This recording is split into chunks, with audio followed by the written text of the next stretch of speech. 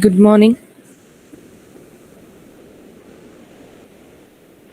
கேக்கு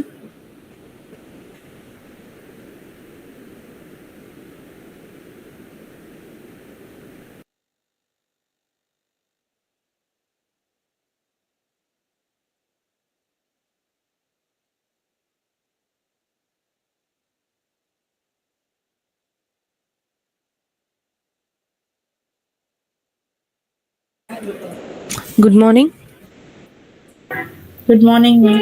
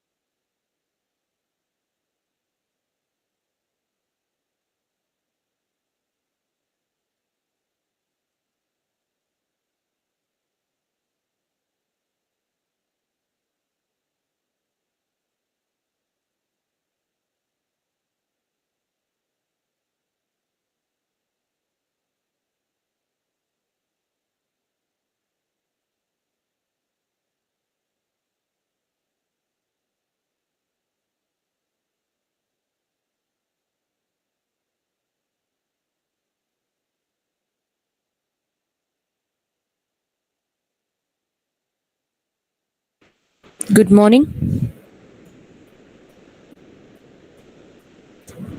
கேவா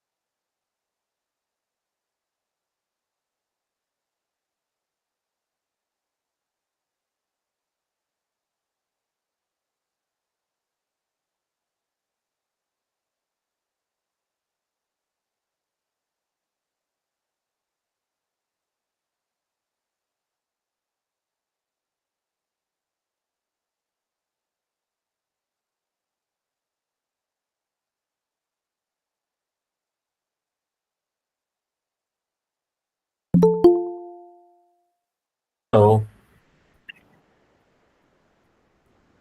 hi. Thank you. Sure, that's fine. Yeah.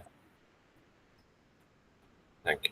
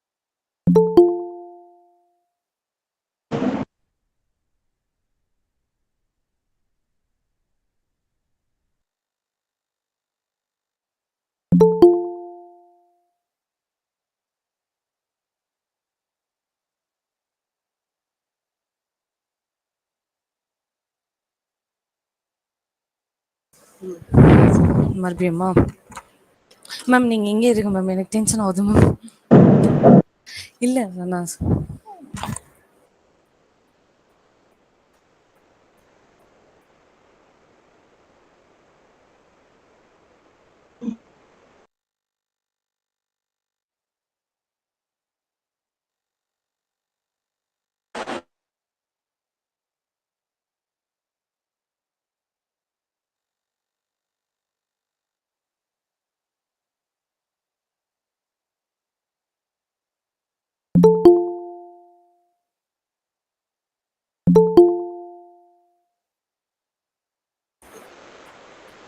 Good morning, all.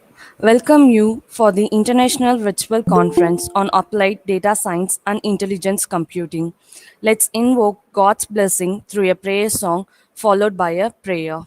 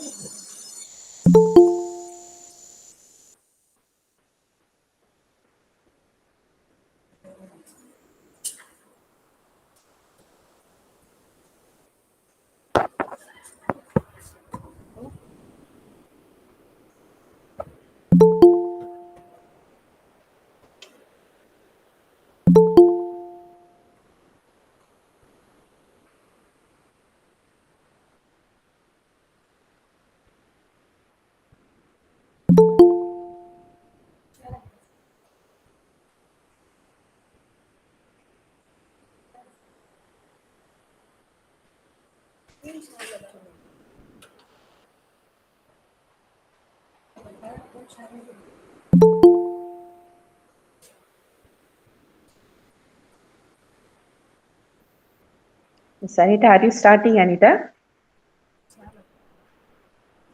Hello. Miss Anita, are you starting? Prayer. Almighty God, thank you that you are here and answering our prayers and be in the midst of our meeting today. Thank you, Lord, that your presence calms the troubled sea of life and speaks peace to our souls. Give us clear mind and peaceful hearts as we gather here to share our knowledge. May we live in the light of your salvation, experiencing the freedom that is ours in you. We come to you today asking for guidance, wisdom, and support as we begin this meeting. Through Jesus Christ, our Lord. Amen.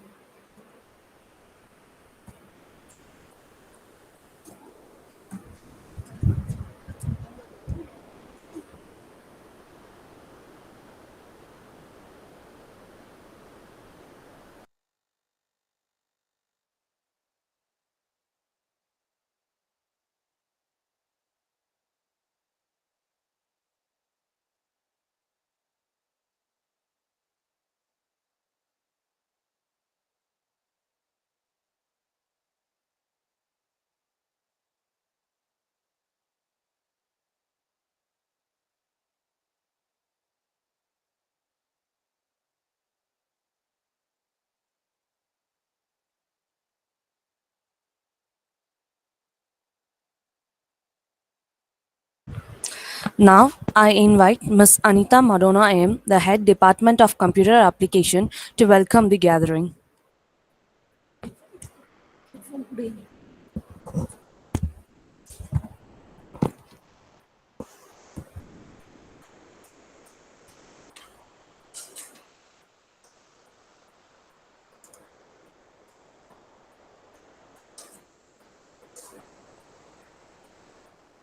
Welcome the challenges.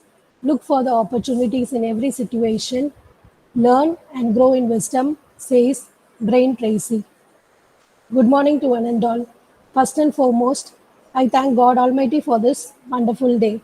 On behalf of the Department of Computer Applications, Shift 1, and the management, I consider it as an honor to welcome you all to the two-day international conference on applied data science and intelligent computing organized by the Department of Computer Applications, Shift 1, Auxilium College Vellore in association with ICT Academy. I express my heartfelt welcome to our secretary, Sister Alice Katie, who is the backbone in all our endeavors, the guiding star and the pillar of strength to our Auxilium College. I sincerely welcome you all and I welcome our Sister Principal, the guiding lamp of our institution, Dr. Sister Jayashanti, who has always encouraged us towards innovation. I warmly welcome our Vice Principals, Dr. Sister Sumati M. and Dr. Sister Amala Valarmati, Shift 2, for their support to conduct this conference in an organized way.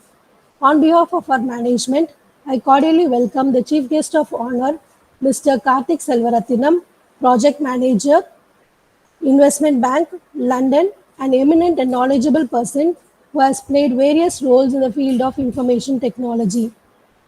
Education is the most powerful weapon which we can use to change the world, says our former President Dr. APJ Abdul Kalam. We are delighted and honored to host the international conference on applied data science and intelligent computing. I recognize that these sessions are principally designed to enhance the development in research areas. It is gratifying to note that the agenda of this conference covers a wide range of very interesting items. With great joy, I extend a warm welcome to the presenters of technical papers, the faculty members, research scholars, postgraduate and undergraduate from various institutions. Once again, I welcome each and everyone to the conference.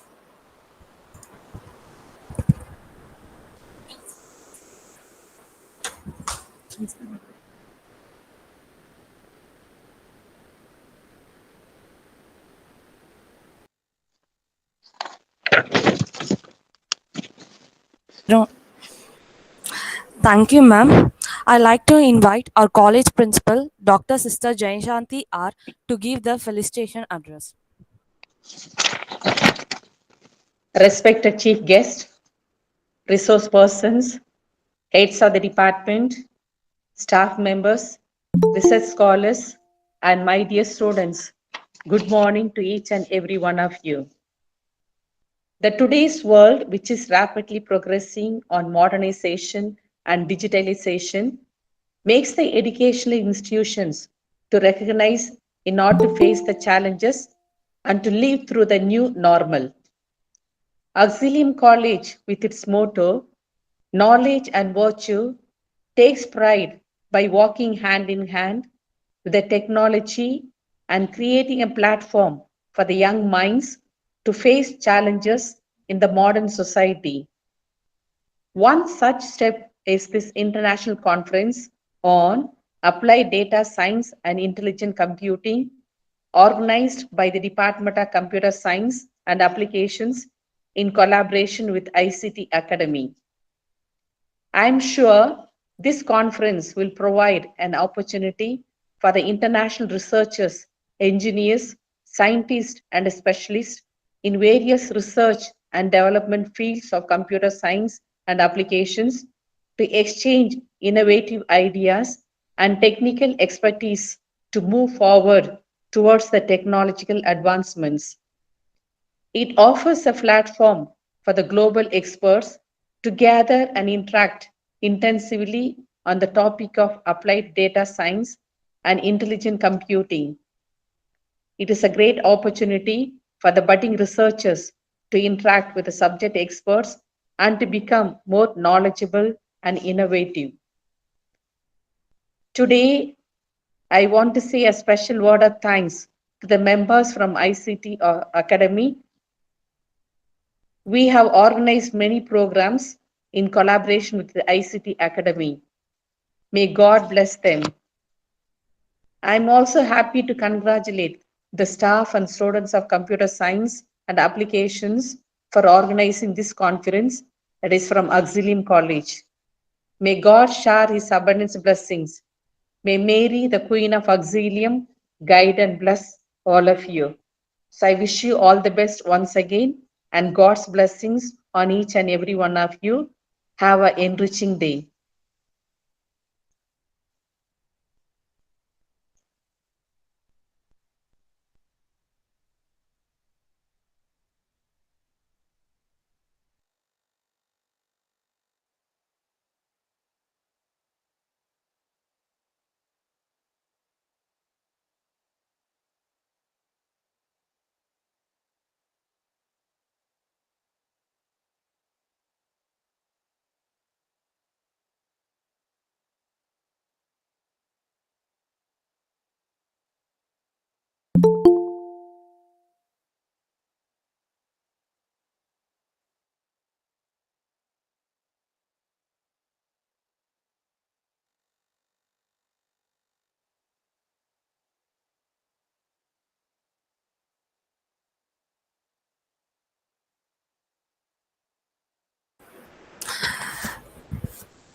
Thank you, sister. I like to invite Ms. Civil Engineer and Assistant Professor of Computer Application to welcome our chief guest.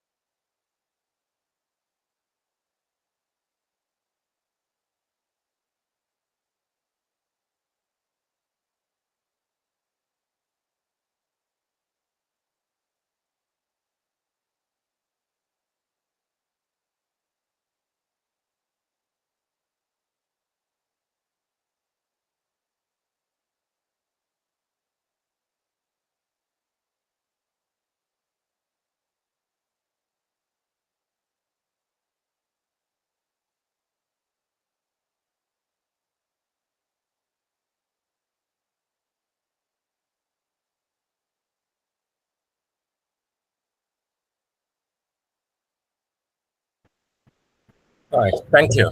Thanks for the generous tone. Um, can you hear me well? Uh, okay. I just switched on my camera. I don't know how the quality is, but thank you. Thanks for the opportunity. I have to thank specifically to Anita madam. She has been really kind. I'm not working at the moment. I'm not based at London. I came to India on a holiday, and I've been traveling in and around India. And luckily, through my college professor, I came to know about this opportunity. So Anita madam was really patient in reaching me out because when I was traveling, I wasn't able to respond to her that often. Uh, so that way, yeah, this opportunity is very unique. இதை மாதிரி ஒரு கேதரிங்கில் நான் வந்து இது வரைக்கும் பேசினது கிடையாது. அந்த வகையில் இது பயங்கர டிஃப்ரெண்ட். ஸ்டூடெண்ட்ஸோட இன்ட்ராக்ட் பண்ணுறது I'm really excited.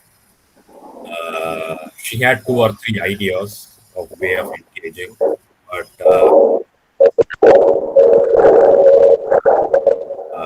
giving you the keynote speech. One of the ideas what related is, of course, there are a lot of people, there are a lot of technologies that are very common. There are a lot of new technologies that are coming up, and there are many more that are going to come in the future. There is no end to it. We all are evolving. The technology is evolving. Our necessity is evolving, and so there is no end to it. So the idea was, instead of going into any one particular technology or a concept and going in depth into it, we will discuss in general, kind of what is a life like in IT.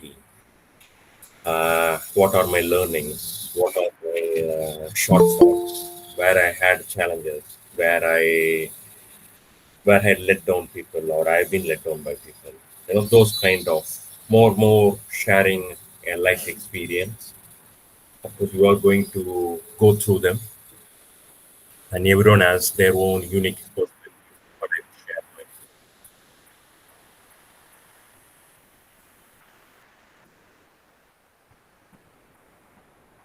ஓகேங்களா continue பண்றதுக்கு? Okay. Uh, yeah, I grew up in Cuddalore. உங்களை எவ்வளோ பேருக்கு தெரிஞ்சிருக்கும்னு எனக்கு தெரியல. It's a very small coastal town, Pondicherry பக்கத்தில் இருக்குது. And I grew up, I did all my studies, all my school, college, everything in Kadalur. I did my schooling and college at St. Joseph's in Kadalur. It's one of the oldest institutes in Kadalur. Now school இருந்தப்ப வெறும் school தான் இருந்தது. Then they had added arts and science. I joined. So I did my BSc computer science there. And then I did my MCA. I wanted a postgraduate degree. I was keen on doing with some experience, but I couldn't gain an experience initially. So I joined the Open University where I did my MCA. I'm just going to give you a little brief about my background. So என்னோட experience, என்னோட knowledge share பண்றப்ப you'd be able to react. You'd be able to relate to it. And then feel free. This is not like a one-way conversation. If you want to ask something, you have something to share, feel free, raise your hand or put a message, or however you want to reach out, you can reach out. As you can imagine, நான் படிச்சதெல்லாம் 80s, 90s. So language இங்கிலீஷ்ன்றது இப்போ உங்களுக்கு இருக்கிற எக்ஸ்போஷரை விட அப்போ இருந்த exposure ரொம்ப கம்மி. எனக்கு டிஸ்டிங்டாக ஞாபகம் இருக்குது, எங்கள் ஸ்கூலில் நான் இருக்கிறப்ப I think 10th or 11th or 12th வந்து தே ட்ரைட் மெனி வேஸ் நான் எங்களெல்லாம் வந்து இங்கிலீஷில் பேச வைக்கிறதுக்கு. எதுவும் சக்ஸஸ்ஃபுல்லாக இல்லை. And there was one unique approach they tried to an extreme and in the sense எவ்வளோதான் ட்ரை பண்ணாலும் யாரும் இங்கிலீஷில் பேசுறது ரெடியாகவே இல்லை அப்படின்றதுக்காக they introduce something like a penalty note. இங்கிலீஷை தவிர ஸ்கூல் டைமில் யாராவது வந்து வேறு லாங்குவேஜில் பேசினா then their names will be written during the school hours and they could be penalized by the teachers, fathers, whoever is around. But still, we are reluctant. I never spoke English when I was in school. இன்னும் சொல்ல போனால் அந்த period when they tried to encourage people to speak English, அந்த பீரியடில் நாங்கள் எது பேசுறதுமே குறைஞ்சிடுச்சு. நம்ம தமிழில் பேசினா நம்ம பேர் அதில் எழுதுவாங்க அப்படின்ற அந்த தாட்லேயே வந்து even we kind of student like me we stop talking. நம்ம எதுவும் பேசாமலே இருந்துடலாம், எதுக்கு நம்ம மாட்டணும் அப்படின்னு சொல்லி. So that's the level of my language, that's the level of my exposure at that time. But there was a lot of ignorance. I didn't know what I was doing. I didn't know what I'm going to do in the future. நான் எந்த டைரக்ஷனில் போகணும், என்ன பண்ணணும், அப்சல்யூட்டாக எந்த ஐடியாவும் கிடையாது. There were some friends, but again, friends are of the same age, right? When friends are of the same age, then they can't give you a long view. நமக்கு என்ன தெரியுதோ அதுதான் ப்ராபப்ளி அவங்களுக்கு தெரியும். And they are all in the same space, they are all the same stages of life. So ஃப்யூச்சரில் நம்ம லைஃப்பில் என்ன வரப்போகுது, எப்படி வரப்போகுதுன்றது வந்து we need someone better than friends, someone to guide us through. So அந்த கைடன்ஸ்லாம் அந்த அளவுக்கு கிடையாது. And I came from a very financially weaker background. So everything was a push and pull. எதுவும் எக்ஸஸ்ன்ற கான்செப்ட் கிடையாது இந்த டைமில். That was my background. And then since I said ignorance, I mean, just to highlight எந்த லெவலில் இருந்தது அப்படின்னா வந்து, when I was writing my plus 2 exams, I didn't even know. I don't know இப்போ இருக்குதான்னு எனக்கு தெரியல. There was a unified consolidated engineering entrance exam. I applied for that, and I thought I applied for engineering college. That was the level of ignorance I had. I didn't know that those are two different applications. First, you have to clear, you have to get good score in entrance exam. Then only you will get eligible to apply for the engineering college. So that's the level of knowledge. That's the level of ignorance I had. But then someone hit it on my head. One of my friends said, "Oh, you don't know anything.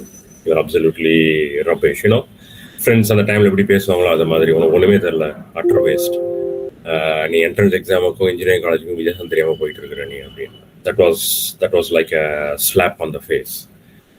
நம்ம எங்க போயிட்டு இருக்கோம், என்ன பண்றோம், கிட்டத்தட்ட you are an adult at that time. எப்போ realise பண்ண போறோம், இப்போ என்ன பண்ண போறோம் அப்படின்ற ஒரு stage. So then I started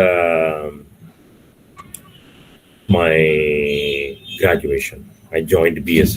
So then my choice was very limited. Engineering போறதில்ல. Of course, there is a academic constraint. நிறைய மார்க் எடுத்துருக்கணும்.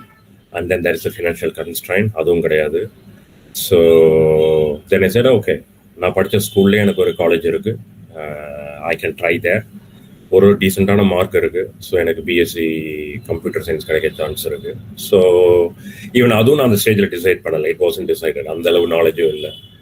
ஸோ வீட்டில் சொன்னாங்க, ஓகே நீ கம்ப்யூட்டர் சயின்ஸ் படின்னு சொல்லி I just took it up. But since that incident that I narrated with my friend about the entrance exam, I was conscious. I wanted to do. நான் இனிமேல் என்ன பண்ண போறேனோ, I need to do it properly. I need to put my heart in it. எனக்கு தெரியுதோ தெரியலையோ என்னால் முடிஞ்சளவு அதை பண்ணணும். தெரியலன்னா தெரியலன்னு சொல்ல ஆரம்பிக்கணும். அதுதான் one of my first thing.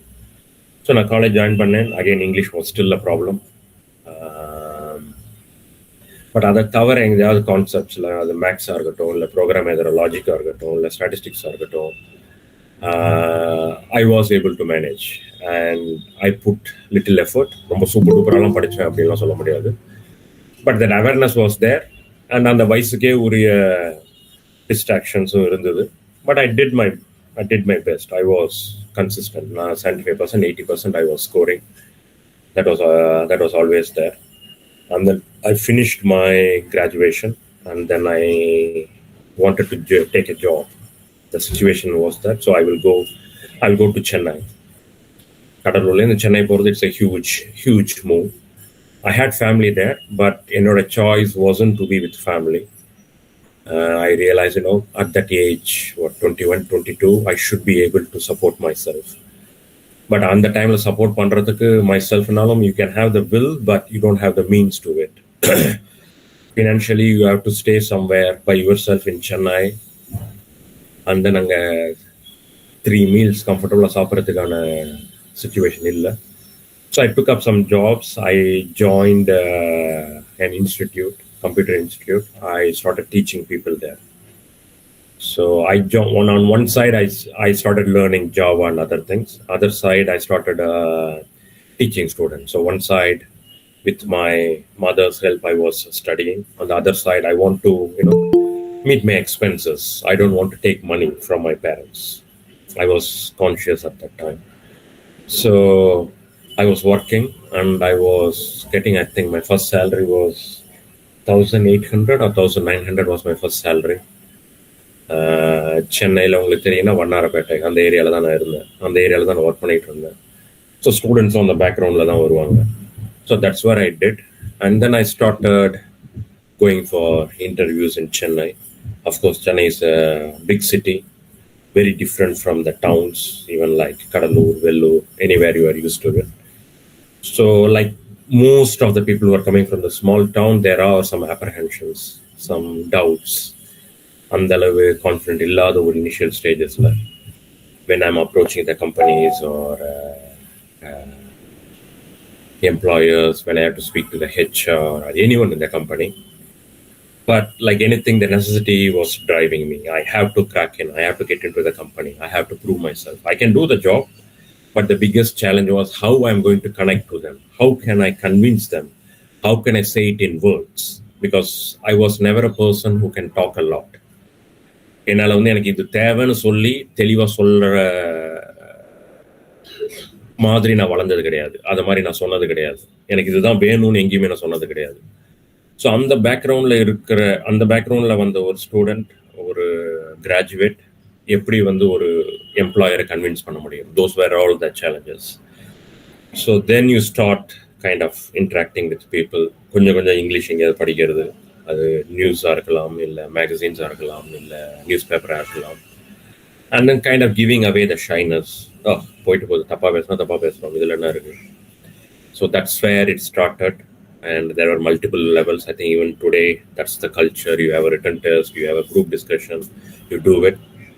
But more than anything, what I would say is any employer, in any job, anywhere, even if you go to a remotest village, you go to the best of the best city or the country, more than the communication, more than the language, what they all do is, if he is a good employer, what he will look is, your interest to do the job. Are you really interested? It's not about your career. It's not about your money. It's not where you want to be. Are you really interested? If you can show that, if you can express that, if you can justify that to them, they're happy to take you in. Even if you are short of some skills like language, communication, you don't know how to send an email, doesn't matter. They're happy to put in that extra effort. Because the core for any good employee is the willingness to do the job. அதுலேயே doubt இருக்குது, அதுவே தெரியல, எனக்கு இவ்வளோ கொடுத்தா தான் பண்ணுவேன், நான் இந்த மாதிரி வேலை மட்டும் தான் பண்ணுவேன். ஸோ அந்த மைண்ட் செட்டில் இருக்கிறப்ப எந்த எம்ப்ளாயராலையும் வந்து they cannot really get the job done with your help. So that helped, and then I did jobs. But touch wood, luckily after that my career, it took 1.5 years. I've been to nearly every part of Chennai with my profile, with my CV. It took 1.5 years for me to convince someone to give me a job. But luckily, once I got the job, I was able to convince my employer, my clients. I was working for a consultancy company, which means different client பார்க்கணும், நிறைய different ஆளுங்களை meet பண்ணணும், வேற இடத்துல இருக்கும் work, வேறு கல்ச்சரில் meet பண்ணணும். கொஞ்ச நாள் பெங்களூர், கொஞ்ச நாள் மும்பை, அண்ட் தென் ஓவர்சீஸ், எங்கே வேணாலும் போகலாம். அது லண்டனாக இருக்கலாம், நியூயார்க்காக இருக்கலாம், வேற you can. So what I'm trying to say is everything is possible, or nearly everything is possible for you. There is nothing that cannot be done. So I've blown my own trumpet. I've given my background just to give you an idea that I absolutely had no advantage when I came to Chennai. எனக்குன்னு பெரிய background கிடையாது, என்னை ஒரு கம்பெனியில் push பண்ணுறதுக்கு ஆள் கிடையாது, எனக்கு லாங்குவேஜ் கிடையாது, எனக்கு டெக்னாலஜிஸ் சுமாராக தான் தெரியும், எனக்கு பெரிய எக்ஸ்போஷர் கிடையாது அந்த டைமில், தோ ஐ லேர்ன்ட். ஸோ எந்த விதமான ஒரு பெரிய பேக்ரவுண்டும், எந்த விதமான ஒரு சப்போர்ட்டும் பண்ண முடியாத ஒரு பேக்ரவுண்ட் தான் என்னோட பேக்ரவுண்ட். But I was ready to work. I was ready to put the hard work. So if you are up for it, every opportunity is there. You can achieve whatever you want, anywhere you want, whatever the kind of the job you want. So that's still there, and people are looking for you. So anyone who really wants to do it but not sure about it, they are having doubts, they are not that confident, you can do it. First believe in that, you can do it. But there are many other things that you can work on to do it. So probably everyone will talk about it, your own exams, your aptitude or whatever.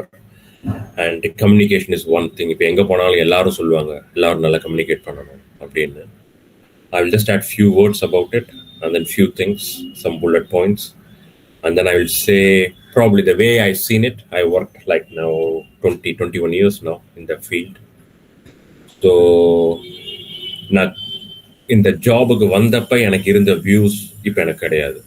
I was looking at the job, the career in a certain way. But after 21 years, the way I see it is very different.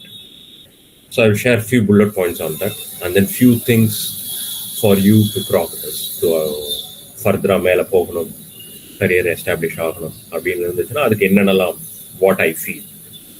And I definitely know, even you will agree, that I'm not the best person.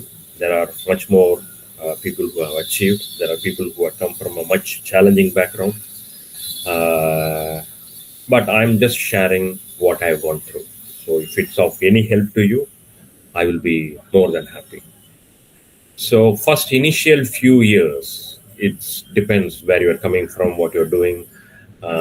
Maybe 2 years or 4 years of your career. Or in my career, what I did was, I didn't want to say no. Whatever the job, of course, I wanted to be in the IT space. I wanted to be in the development space. That I'm very clear. Other than that, I wasn't ready to say no to anything. In the client work பண்ணுவியா, இந்த மாதிரி ப்ராடக்ட்ல work பண்ணுவியா, இல்லை இந்த மாதிரி role பண்ணுவியா, initial that 1-2 years, I didn't say no to anything because it took some time for me to get into it. And my view was, I want the experience. Money was secondary at that time because I was confident money will come and go. It's not that though I was struggling for money, it's not that I'm not going to be forever struggling for money. So I can get money, but I want the knowledge. I want the experience, because at the end of the day, we all value the knowledge. யாராவது ஏதாவது ஒன்று தெரிஞ்சிருக்கு, அது யாராக இருந்தாலும் சரி, ஒரு கடைக்கு போகிறோம், நம்ம வீட்டுக்கு வேலை செய்ய ஒருத்தவங்க வராங்க, எதாக இருந்தாலும் சரி, விஷயங்கள் தெரிஞ்சிருந்தால் தான் மரியாதை. அது எந்த லெவலில் இருந்தாலும் சரி, அந்த விஷயங்களை தெரிஞ்சுக்கணும், அந்த அனுபவம் வேணும். So the priority for me the first few years, 2 years, 4 years was, I'm ready to go anywhere, anything. எந்த மாதிரி ரோலாக இருந்தாலும் சரி. I worked 18 hours in a day. I worked 15 hours a day. I worked for 14 days, 15 days continuously. No holiday, no weekend, no break. I'm not saying that's the ideal way to start. I'm saying having that open mind helps. So that 2 years, 4 years really helped. நிறைய விஷயங்கள் கற்றுக்க முடிஞ்சது, நிறைய கிளைண்ட்ஸோட work பண்ண முடிஞ்சது, because my role was a consultant. So from that, my would be have an open mind, take the experiences. கஷ்டமாக இருக்கும், ஒரு சில வேலைகள் பிடிச்சது கிடையாது நான் பண்ணதும். ஈவன் ஒரு சில பேரோட ஒர்க் பண்ணுறதும் இட் வாஸ் அ நைட் மேர். அந்த ஸ்டேஜில் ஒழுங்காக பதில் சொல்ல மாட்டாங்க, ஒழுங்காக ரெஸ்பாண்ட் பண்ண மாட்டாங்க, கேட்டால் திரும்பி கூட பதில் சொல்ல மாட்டாங்க. There were people like that. But on the time, my objective was, I want to get this. I want to, I want the knowledge. I want the knowledge of the product. இது எப்படி நீங்கள் code பண்ணுறீங்க, இது எப்படி நீங்கள் work பண்ணுறீங்க, அது எனக்கு தெரியணும். So whatever is being thrown at me, I was like, I will take only what is needed for me. நீங்கள் கோவமேட்ட கற்றுனாலும் எனக்கு அவ்வளோ கிடையாது, because at the end of the day, at the end of this project, I should be able to do this. That was my personal agenda. So that was the initial stage. So நோன்றதே கிடையாது, money மேட்டரே கிடையாது அந்த டைமில்.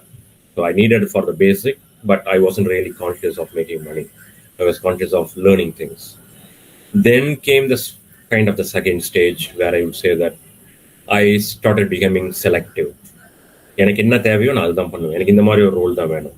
நான் பேங்கிங்கில் இருக்கணும், எனக்கு banking concepts பிடிச்சிருக்கு, எனக்கு banking products பிடிச்சிருக்கு, இல்லை இங்கே ஒர்க் பண்ணுற ஹவர்ஸ் எனக்கு கொஞ்சம் நாளில் என்னால் பெட்டராக பண்ண முடியும். So I started becoming selective. That's more like a second stage.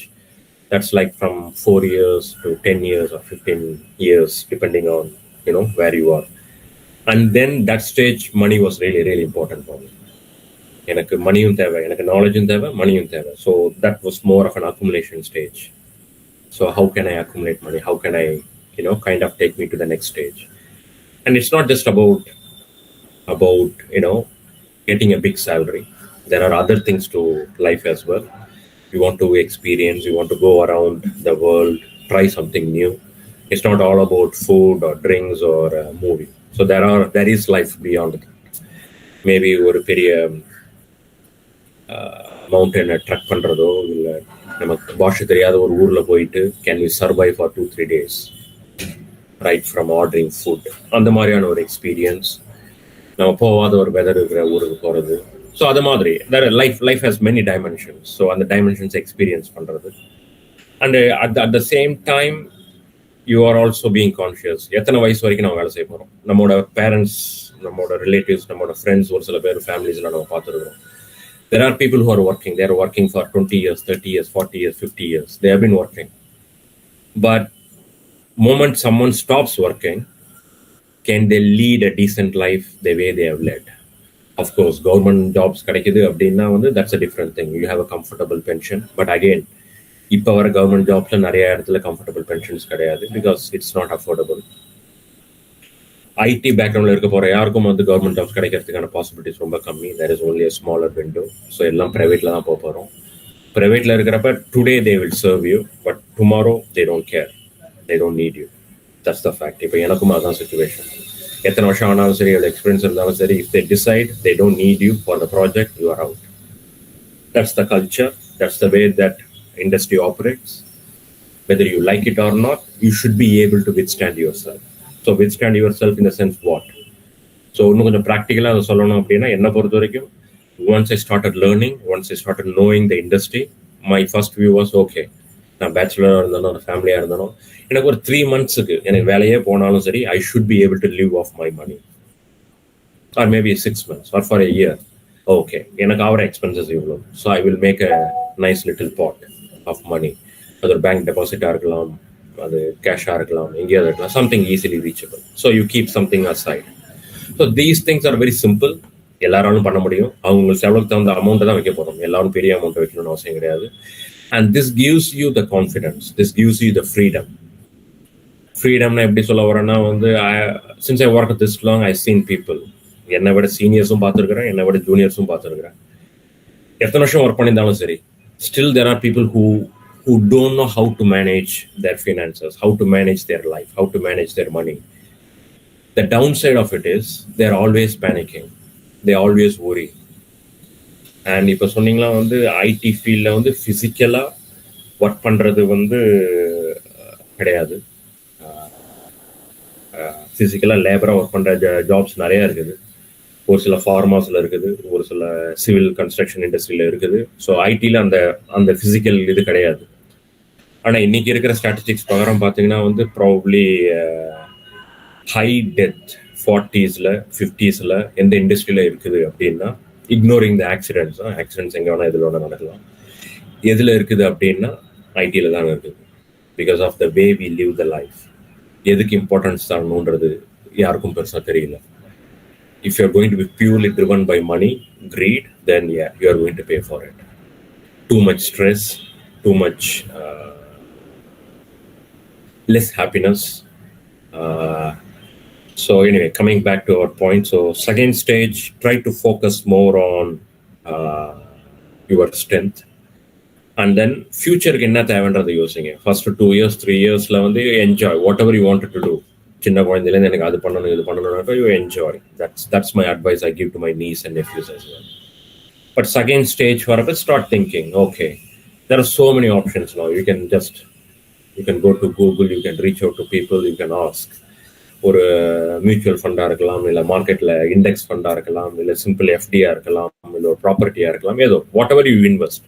But with in mind that in 10-20 years time நான் ஜாப்லேருந்து if I'm going to quit my job or if I'm going to do a different kind of job, எனக்கு ஏதோ ஒரு இடத்துலேருந்து மணி எனக்கு வரப்போகுது. அந்த மணி எனக்கு வரப்போகுது அப்படின்னா then that gives you the freedom. And the freedom gives you the confidence. And the confidence வச்சு you can speak to people better, you can connect to people better. And you can, even the conversation you would be having with your manager, உங்கள் மேனேஜர்கிட்டயோ உங்கள் பாஸ்கிட்டயோ இல்லை உங்கள் முதலாளிகிட்டயோ நீங்கள் பேசுகிற விதம் it's completely it will be different. I'm not saying ரூடா பேசுறது. I'm saying in a confident way, in a very simple, approachable way. You'll be more practical. You'll be having more practical conversation. So start thinking about the future and save for the future. That's kind of the second stage. And the third stage would be probably you would be at the age of 30 or early 30s or late 20s. So it's more for the family time. That's the way I have seen it. So money is not important at this stage. Of course, you still need money. You still need a decent quality of work. But the priority will be family. You are a long way off that, but it's good to know what's the future is like. So அந்த மாதிரியான Rolle's, அந்த மாதிரியான companies, அந்த மாதிரியான teams எங்கே இருக்குதோ, I was looking towards that direction. அப்பயும் போயிட்டு 15 hours 18 hours ஒர்க் பண்ணுறதுக்கு, it's not that I cannot do, but I didn't want to do. I was moving towards them, which means ஒரு ஸ்டேஜில் வந்து ஒருத்தவங்களோட சேலரி வந்து ₹1,00,000 இருக்குது, ₹50,000 இருக்குது அப்படின்னா, அந்த தேர்ட் ஸ்டேஜுக்கு வரப்ப you my not get a bigger salary. You may not get that salary as well. You might be little less than that. But giving away that little less, you gain your family. உங்கள் வீட்டில் உங்கள் அப்பா அம்மா கூட, உங்கள் ஃப்ரெண்ட்ஸோட, உங்கள் ஃபேமிலியோட, உங்களுக்குன்னு ஒரு ஃபேமிலியில் உங்களுக்குன்னு பசங்க வரப்ப இல்லையா, you get to spend that time with them. என்னதான் மணி இருந்து டைமே இல்லை யாருக்கும் அப்படின்னாலும், life is not going to be enjoyable. We all can say, I have that house, I have this car, I've been to holiday there, நான் இங்கே போயிருக்கிறேன், அங்கே போயிருக்கிறேன். But real life, you cannot connect to your own family, then there is, you haven't achieved much in your life. வேணா வெளியில் போடலாம், maybe on the social media, on the pictures, you can put as much as you want. But that inside emptiness will hit you when you are in your late 30s, 40s and 50s. And that's when, if you see all the statistics, the reason surveys, people's health is deteriorating really fast. என்னோட தாத்தா பாட்டி வந்து 80s, 90s face பண்ண health இஷ்யூஸை வந்து I know some of my friends are facing in their 40s. So we should be doing better, right? Because எங்கள் தாத்தா பாட்டியோட வருமானம் என்ன இருந்துச்சோ அதை விட இப்போ இருக்கிறவங்களோட வருமானம் அதிகமாகிடுச்சு, பல மடங்கு அதிகமாகிடுச்சு. ஆனால் people are not, they don't know what is important, so they are kind of lost. And then comes that final stage. I'm not there yet. I'm still looking forward to it. Probably பசங்க வளர்ந்து ஓரளவு settle ஆனதுக்கப்புறம், then if you are still working, if you are still in the game, then you can go all out for whatever role you want, whatever money you want. Because you don't have any obligations, you don't have any pressure. That final stage, just go out and enjoy whichever way you want. இது வரைக்கும் இப்படி ஒரு பண்ணாத project இருக்குது. Okay, நான் வந்து let's say இஸ்ரோவில் consultant கேட்குறாங்க, சேலரிலாம் ஒன்றுமே கிடையாது, but I love that organisation. Okay, நான் போய் எங்கள் ஒர்க் பண்ண ட்ரை பண்ணுறேன், பட் அந்த கோடிங் நான் பண்ணதே கிடையாது. It's okay, let me try. Those kind of things you can enjoy at your last stage. I'm not there yet, but I'm just trying to paint. And that's the way my last 20 years have been. And I'm hoping my next 10-20 years would turn out the way I don't know how much time I've left. I'll try to summarize in 5 minutes. Anita, please give me a shout if I'm taking more time.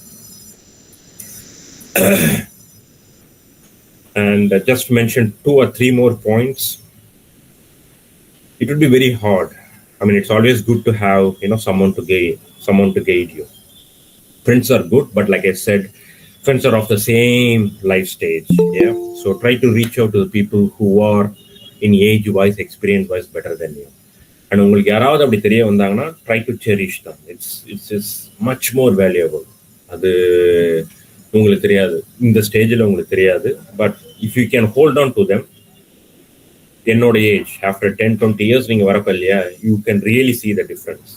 அப்படி ஒருத்தன் கைடன்ஸில் நீங்கள் achieve பண்ணதும், அப்படி ஒரு guidance இருந்தோ இல்லை guidance ignore பண்ணியோ உங்களுக்கு தெரிஞ்ச சர்க்கிளில் இருக்கிறவங்களுக்கும் இருக்கிற லைஃப்பில் இருக்கிற difference. I am not talking about just your career, உங்களோட life, every thing.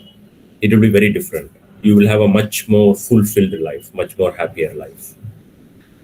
And just to highlight 3 or 4 other points, I know I mentioned about communication. சொல்லணும்னா வந்து communication is not English. Okay, there is a common misunderstanding, myth. Communication அப்படின்னு சொன்னாலே moment you mention the word communication, oh English தான் communication, English நல்லா பேசினா communication. Absolutely not. நான் லண்டனில் work பண்ணுறேன், என் கூட ஒர்க் பண்ணுற நிறைய பேர் வந்து அஃப்கோர்ஸ் வேலைக்காரங்க, அங்கேயே படித்தவங்க தான். அவங்களுக்கு தெரிஞ்ச ஒரே பாஷை வந்து இங்கிலீஷ் தான். பட் ஸ்டில் அவங்களால ப்ராப்பராக கம்யூனிகேட் பண்ண முடியாதவங்க நிறைய பேர் இருக்கிறாங்க. யார்கிட்ட எதை சொல்லணும், எந்த டயத்தில் சொல்லணும், என்ன சொல்லணும், right thing to the right person at the right time. அவ்வளோதான் கம்யூனிகேஷன், வேறு எதுவும் கிடையாது. அதை சொல்ல தெரியணும். அது உங்களுக்கு என்ன பாஷையில் தெரியுமோ இல்லை எந்த விதத்தில் தெரியுமோ, கிராமர் நல்லா சொல்ல தெரியுமோ கிராமர் தப்பாக சொல்ல தெரியுமோ, இட் டசன்ட் மேட்டர். உங்களால் அதை சொல்ல தெரிஞ்சாலே you are communicating better. Just go towards that. Don't get stuck or don't feel inferior just by the language. English is a foreign language. நம்ம தமிழ்நாட்டில் பிறந்திருக்கிறோம் or wherever you are born in India. So English is a foreign language. Of course, it's good to know as many languages as possible. You can connect to more people. But communication, how you connect. Maybe just to practical ஒரு reason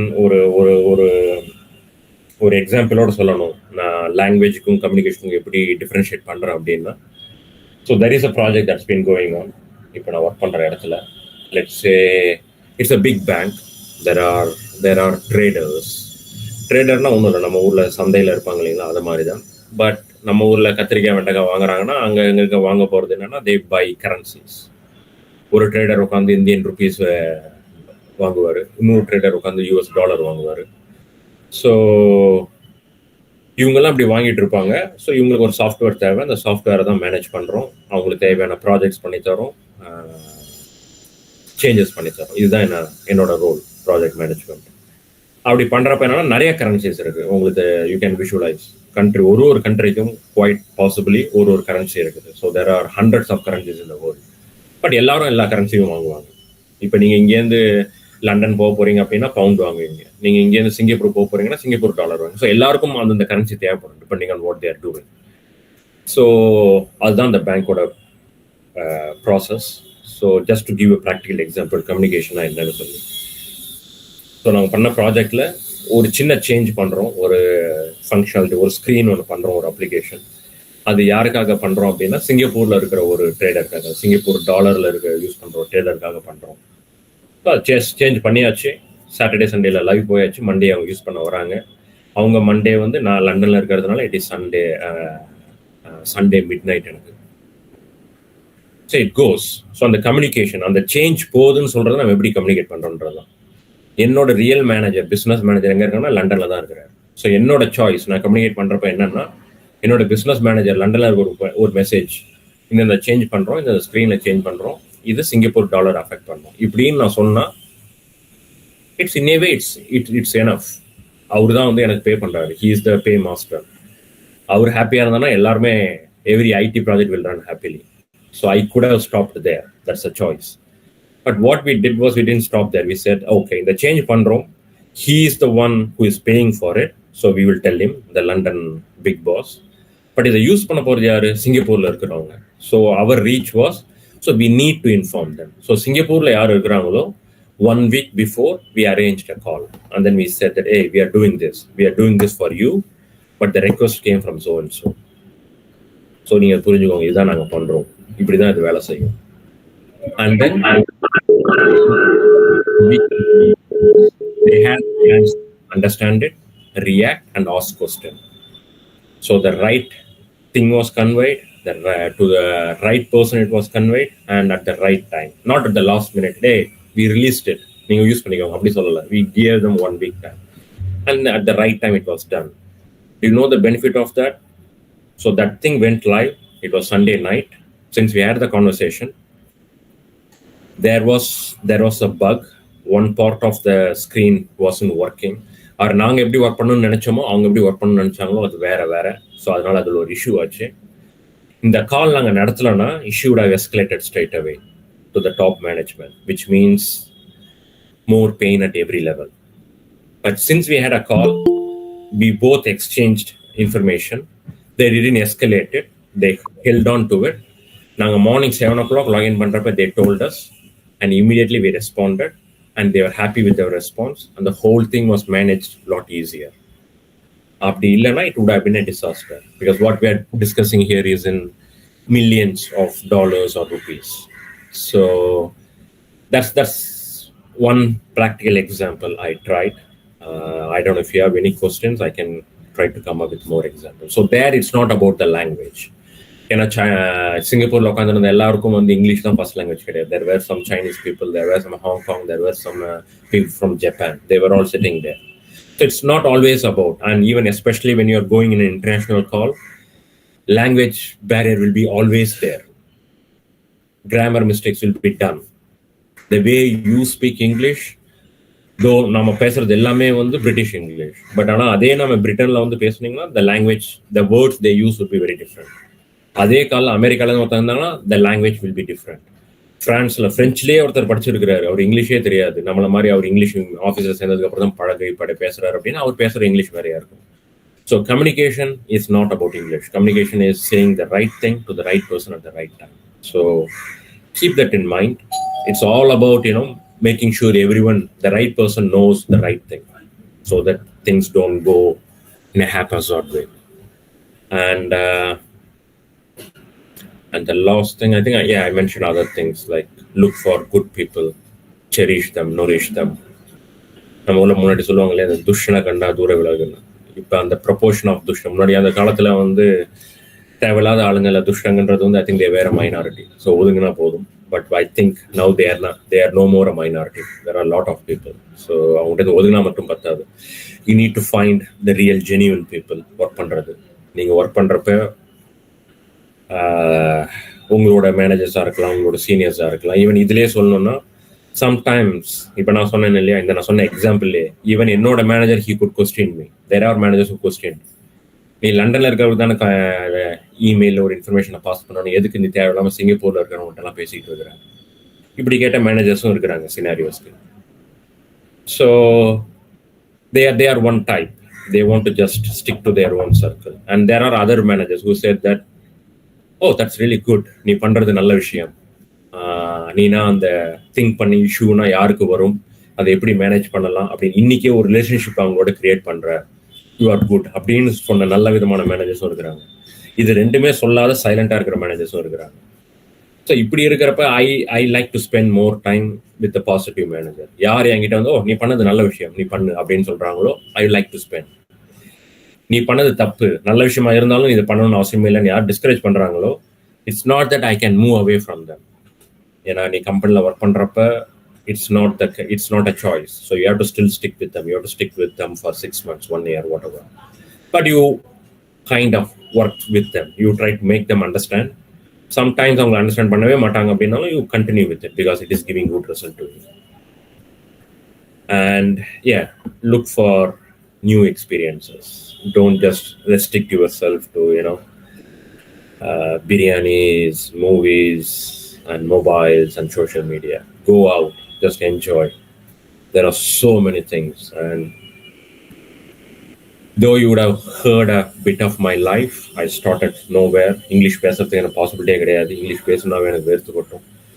Now I'm somewhere, but my life hasn't been always high. I had bad investments. I had messy people around. நிறைய betrayals have been there, messy relations have been there. So everything has been there, up and down. But I would say that when you come to this age, நீங்கள் ஒரு 20 வயசுல இருந்த mind set, 20 வயசுல உங்களுக்கு பிடிச்ச விஷயங்களே தான் உங்களுக்கு 40 வயசு 60 வயசுக்கும் பிடிக்குது, எந்த மாற்றமும் உங்கள்கிட்ட இல்லை அப்படின்னா, தென் நீங்கள் வந்து you have to question yourself, are you really living your life fully? There are certain things your perspective should change. இப்போ எனக்கு சொல்லணும்னா, நான் காலேஜ் டைமில் இருந்தப்பெல்லாம் வந்து க்யூவில் நின்று அடி வாங்கி நான் ஒரு சில மூவி ஸ்டார்ஸோட படம்லாம் ஃபஸ்ட்டு ஷோலாம் பார்த்துருக்கேன். But now when I think of it, I think it was a phase. I grown out of it. இன்றைக்கி என்னால் அவங்களோட மூவிஸ் அந்த மாதிரி பார்க்க முடியாது. It's not that I don't like them, it's not that I don't respect them, it's not that I become super intelligent, but I feel that it's a stage in life. Certain things will become priority, some things will become wow in one stage, but as you grow, certain things change. அது அந்த அளவு important இல்லை. இப்போ ஒரு சில நேரம் எனக்கு அந்த ஸ்டாரோட மூவி வருதான்னு கூட தெரியாது. that's the situation I mean. But still I would like to watch him. Still he is one of my favorite movie star. So but that's life. There can be ups and downs, good and bad, but it's just fantastic. If you are ready for it, you can enjoy the whole ride, even at the lowest of the point. Okay. I think probably I've taken 30 or 40 minutes. I know we weren't talking about the technology, IT, this and that, but I kind of shared a bit of what I have gone through, what I think is really important. So உங்களுக்கு ஏதாவது questions இருந்ததுன்னா கேளுங்க.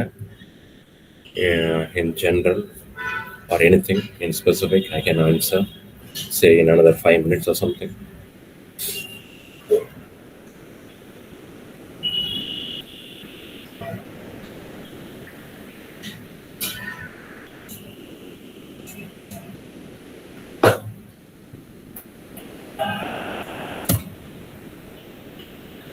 Hello, Anita.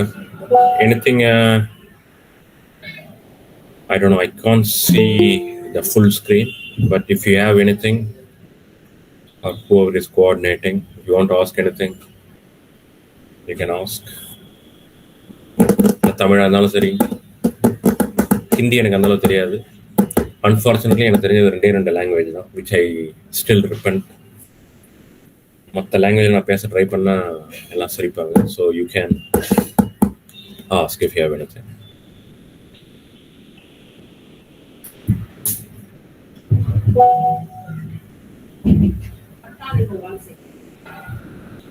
Okay.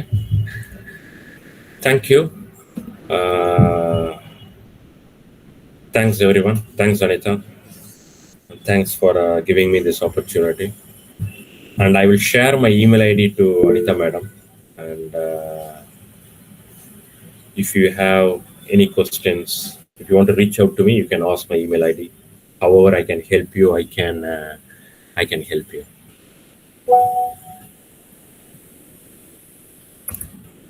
I think I got a message. One moment, I'm trying to read the message.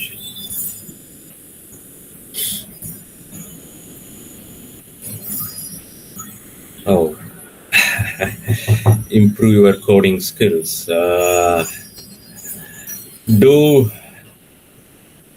Don't hesitate to make mistakes. நிறைய தப்பு பண்ணுங்க. ஒரு ப்ராப்ளத்தை ஒரு விதமாக கோட் பண்ணி முடிச்சிட்டிங்கன்னா அதோட முடிஞ்சிருச்சுன்னு போகாதீங்க. It could be anything. If you want to even arrange a number in sorting order. Yeah. I think, I don't remember the exact algorithm name now. So அந்த ஒரு அல்காரிதத்தை பேஸ் பண்ணி நீங்கள் பண்ணுறீங்க, ஓகே முடிச்சிட்டிங்க, okay I'm done with it அப்படின்ட்டு don't just move on to the next one. வேற எப்படிலாம் பண்ணலாம்? What are the other ways I can do it? There are many ways. Okay, நீங்கள் எத்தனை வேரியபிள் யூஸ் பண்ணி பண்ணலாம்? நான் மினிமம் வேரியபிள் யூஸ் பண்ணி, I think what minimum is 2 variable or 3 variable. அதில் யூஸ் பண்ணி எப்படி பண்ணலாம்? இல்லை என்னோட லாஜிக்கு நான் வேற விதமாக எப்படி பண்ணலாம்? எனக்கு வாட் இஸ் பபிள் சார்ட் இல்லாமல் நான் வேற என்ன பண்ணலாம்? So try to explore things in different ways. ஒரே ப்ராப்ளத்தையே you can try to answer in different ways. ஏன்னா நம்ம எல்லாருமே ஒரே மாதிரி சால்வ் பண்ண மாட்டோம் இல்லைங்களா? ஸோ நீங்கள் கோட் பண்ணுறப்ப நிறைய விதத்தில் சால்வ் பண்ணலாம். The approach to the problem can varies between people depending on the situation. So அது மாதிரி டிஃப்ரெண்ட்டாக ட்ரை பண்ணுங்க. அப்படி நீங்கள் ட்ரை பண்ணுறப்ப இல்லையா உங்கள் கோட் நிறைய இடத்துல ஃபெயில் ஆகும். அதே மாதிரி கோட் ஃபெயில் ஆகிறப்ப when you start debugging, that's the real knowledge. ஒரு எரரும் இல்லாமல் ஒரு பிரேக்கும் இல்லாமல் ஒருத்தங்களால ஒரு ப்ரோக்ராம் பண்ண முடியுது அப்படின்னா there are 2 ways you can do it. A to Z, அந்த ஸ்டார்ட்லேருந்து எண்டு வரைக்கும் if you have memorized it fully, you can do it. That's one way of doing it. The other way of doing it is you have done so many different approaches, you have seen so many errors, you are ready for it. எந்த வகையில் நீங்கள் பண்ணாலும் சரி உங்களுக்கு தெரியும், இந்த எரர்னா இதான் அர்த்தம், இதுதான் அர்த்தம். When you reach to that extent, you are a much better programmer than the first approach. எல்லாத்தையும் ஞாபகம் வச்சிருந்து பண்றீங்க அப்படின்னா you are not really a programmer. உங்களோட மெமரி நல்லா ஒர்க் பண்ணுறதுதான் அர்த்தம். அண்ட் as you progress, நீங்க எழுதாத ப்ரோக்ராம்ஸ் வரப்ப இல்லையா you will struggle. So try to solve different problems, more problems, or one problem in different ways. try to see as many errors as possible. கொஞ்ச நாள் ஆக ஆக உங்களோட அந்த எரர் குறைய ஆரம்பிக்கும். அந்த எரர்னா என்ன அர்த்தம்ன்றது உங்களுக்கு இன்ஸ்டன்ட்டாக தெரிய ஆரம்பிக்கும். Then you will be a much better programmer. You can write much better coding. அவர் கோடிங் எழுதுறப்ப இன்னொன்று வந்து try to think of the future. கொஞ்சம் அதிக மைண்டில் வச்சுக்கிட்டு இன்னைக்கு என்கிட்ட அவங்க சொல்லியிருக்கிறாங்க ஒரு ப்ரோக்ராம் தான் ஓடுது, ஒன் அரே ஆஃப் நம்பர் தான் கொடுக்குறாங்க. ஓகே, நாளைக்கு என்னவா மாறலாம், மேபி ஒரு அரே நம்பர் கூட வந்து ஒரு நேமும் வரலாம். பட் அதையும் நான் மேனேஜ் பண்ணணும்னு எப்படி பண்ணணும். So you can try to see the future எப்படி வரும்னு சொல்லி. ஸோ நீங்கள் ஒரு பேங்க்ல ஒரு கம்பெனியில் ஒர்க் பண்ணுறீங்கன்னா அதை மாதிரி சேஞ்சஸ் தான் வர ஆரம்பிக்கும். Okay, I hope that helps.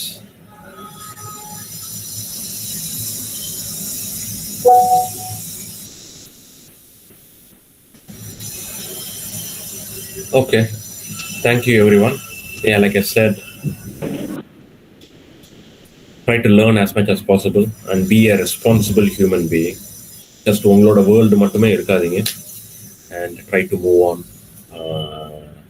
Even நீங்கள் ஒரு ஒர்க் பண்ணி ஒரு reasonable person, as a son, as a daughter, நீங்கள் வளர்ந்ததுக்கு அப்புறமும் சரி, try to be and understand what's going around you. How can be responsible? How can give it back to the community? So yeah, be responsible. Okay. Thank you. Thanks everyone. Thanks for your time. Hope it was in some ways useful. And thank you, Anita madam. Thanks for your thanks for this opportunity. And we'll catch up sometime. Okay. Thank you. I will make an exit now. Oh, thanks everyone for lovely messages that you are dropping. Thank you.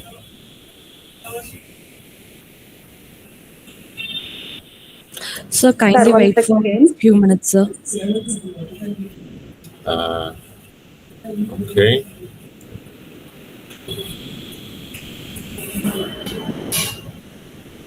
Thank you, sir. You are welcome.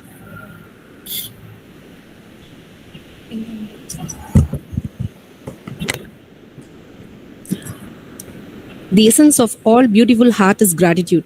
I now call Ms. Sindhuja, Assistant Professor, Department of Computer Applications, to propose the vote of thanks.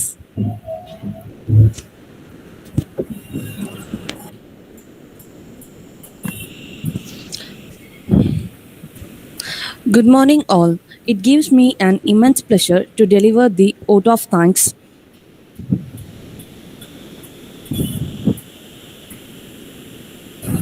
I express my gratitude to our college secretary, Reverend Sister Alice Katie, Principal Dr. Sister Jaishanti R, and Vice Principals of Shift 1 and Shift 2, Dr. Sister Sumati M and Dr. Sister Amla Valarmati A.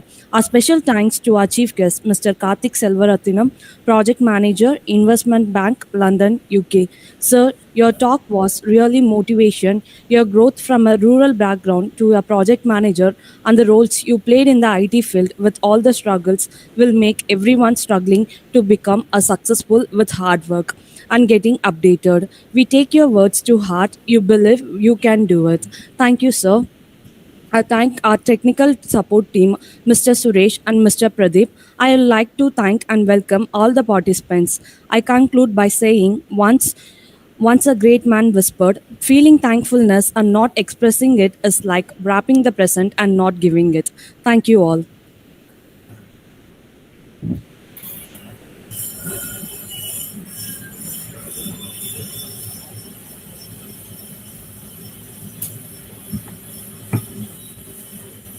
Thank you, sir.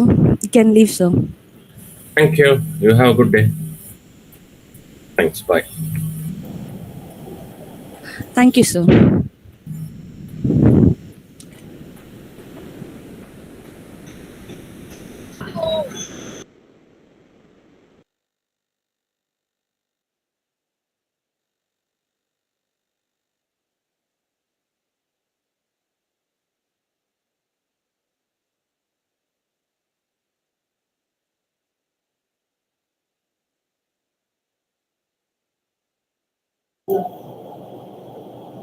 Stay with us. We'll have the next session within few minutes.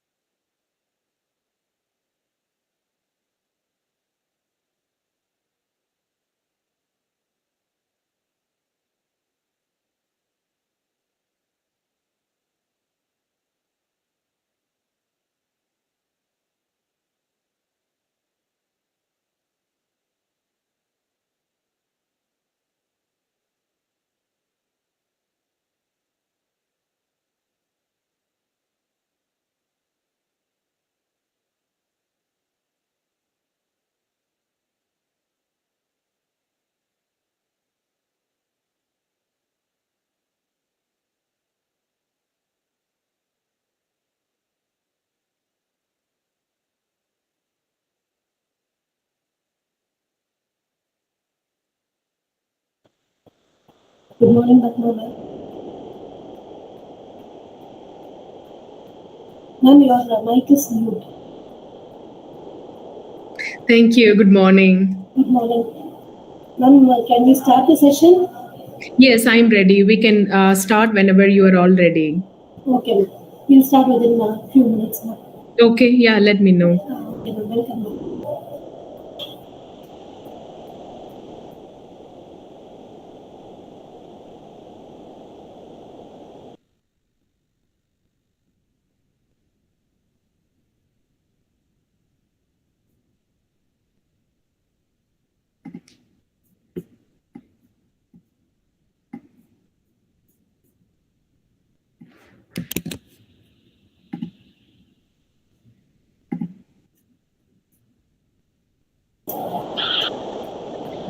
Now, I invite Dr. Kavita S., Assistant Professor, Department of Computer Applications, to welcome our chief guest speaker.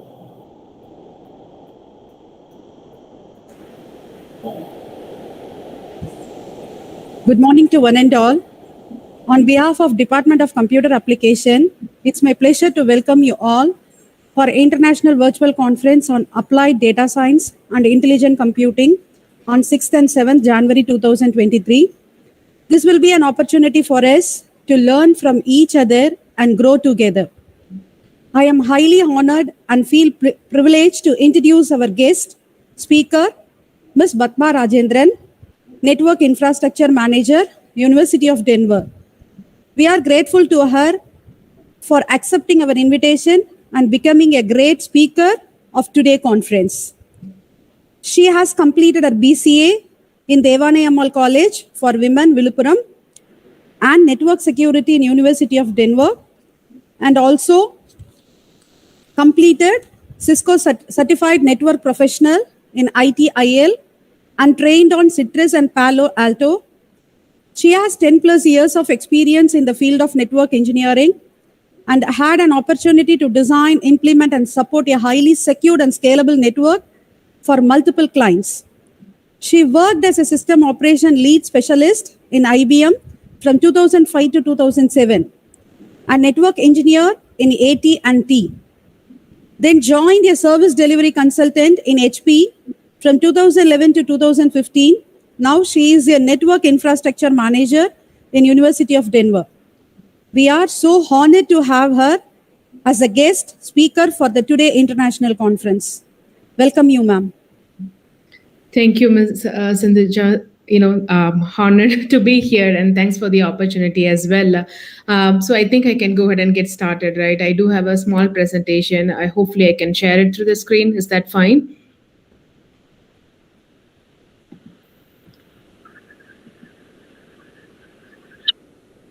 Thank you.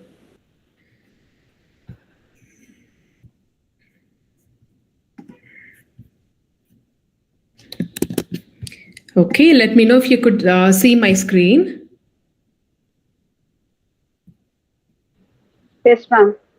All right, yeah, thank you.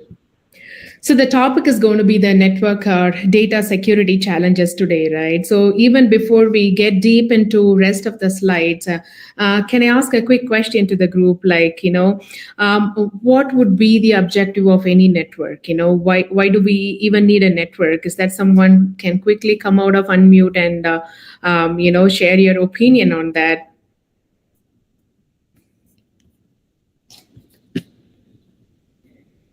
So why do we need a network, right? Why do we need network? Like a LAN network, that is a wide area network, that is a cellular network. We have wired, wireless. There are a lot of forms of network, right? So why do we even need network?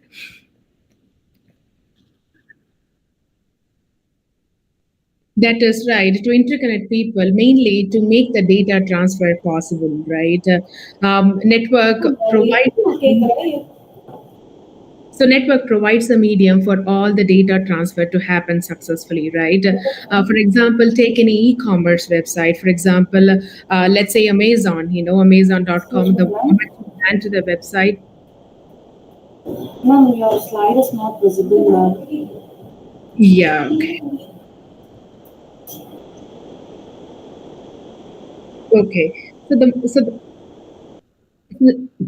So the objective of any network is to make sure data transfer a possibility, right? So without a stable network, the data transfer will not happen. So why do we want data transfer to happen? Because that is the main mode of any business transactions, right? If you sit in front of any e-commerce website, you want to buy things over online, you have to place order for a favorite dress that you want to, wear for an occasion, or you want to order any materials over online. There is a lot of exchange of data between the party that is trying to sell the product, and as a consumer, as a users, we are trying to buy the product, right? So there has to be a successful data transfer between two parties, right? I'm just giving out this as an example, but you will see similar data transactions for anything, including this call, right? There are a lot of voice over or video data that is being transferred at this point in time for this particular meeting to go through successfully, right? So data is very critical for any business, and there are several reasons we can state, like for running day-to-day business operations or making informed decisions or any problem solving. You can outline 50 important bullet points on why data is important to an organization. It is so critical.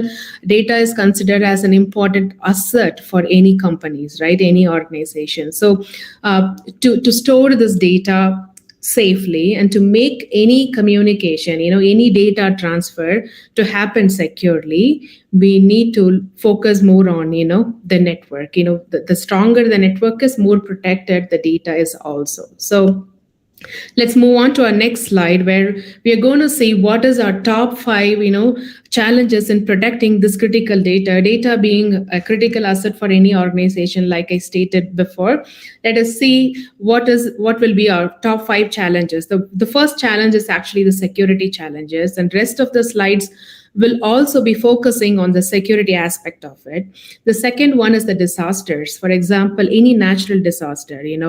One time, while I was working for a company, which is a finance-based company, where we lost connectivity to some of the remote offices that exist in different parts of the world. The reason being, one of the fiber line, the data transfer cable that goes under the ocean was cut. So things like that can always happen. There could be natural calamities, there could be fire accidents, many other man-made or natural disasters always happen, and during that time also there is some risk in losing data, right? And the third important one is the system crashes.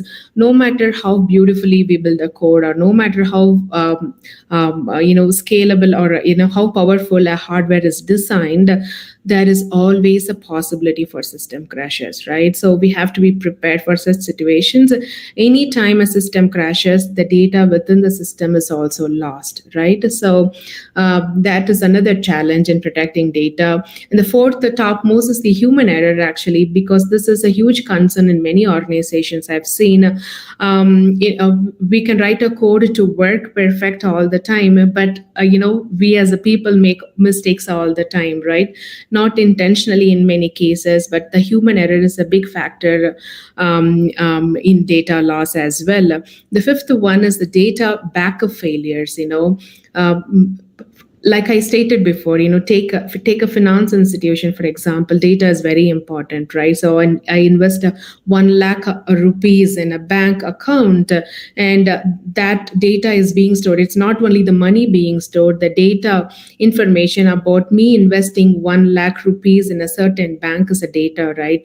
That is being stored protectedly in that particular bank. So if there is no data for that, if that data is lost, then my money is also lost, right? So data like that is super critical for the organization to run, right? Financial information about users, information about business decisions, those are all important data, or critical data we call, right? So these critical data are supposed to be backed up periodically, and there are occasions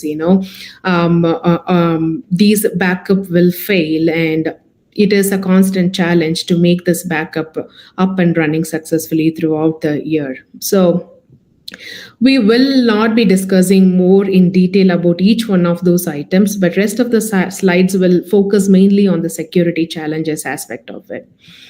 All right. So if you there is a recent research article from a company called Splunk. When you get time, you can go to their website and download the article from the site itself. But Splunk is a security product related company. They sell SIEM products actually. So SIEM is nothing but a single point of database that collects all logging incidents or event logs from every digital assets in an organization. So this is the database that whenever we have to do an investigation, like what went wrong, why the security violation happened, this is the database that professionals will look into to find the root cause of why certain incidents happened, right? So that company came up with their research, and they kind of gave a list of 50 top security threats, and you will, if you narrow down or try to segregate each one of those threats and analyzing it, like why it happened, it would have happened or would fall into any of these 5 categories. So I thought it would be more beneficial if we go through each one of those. Let's start with phishing.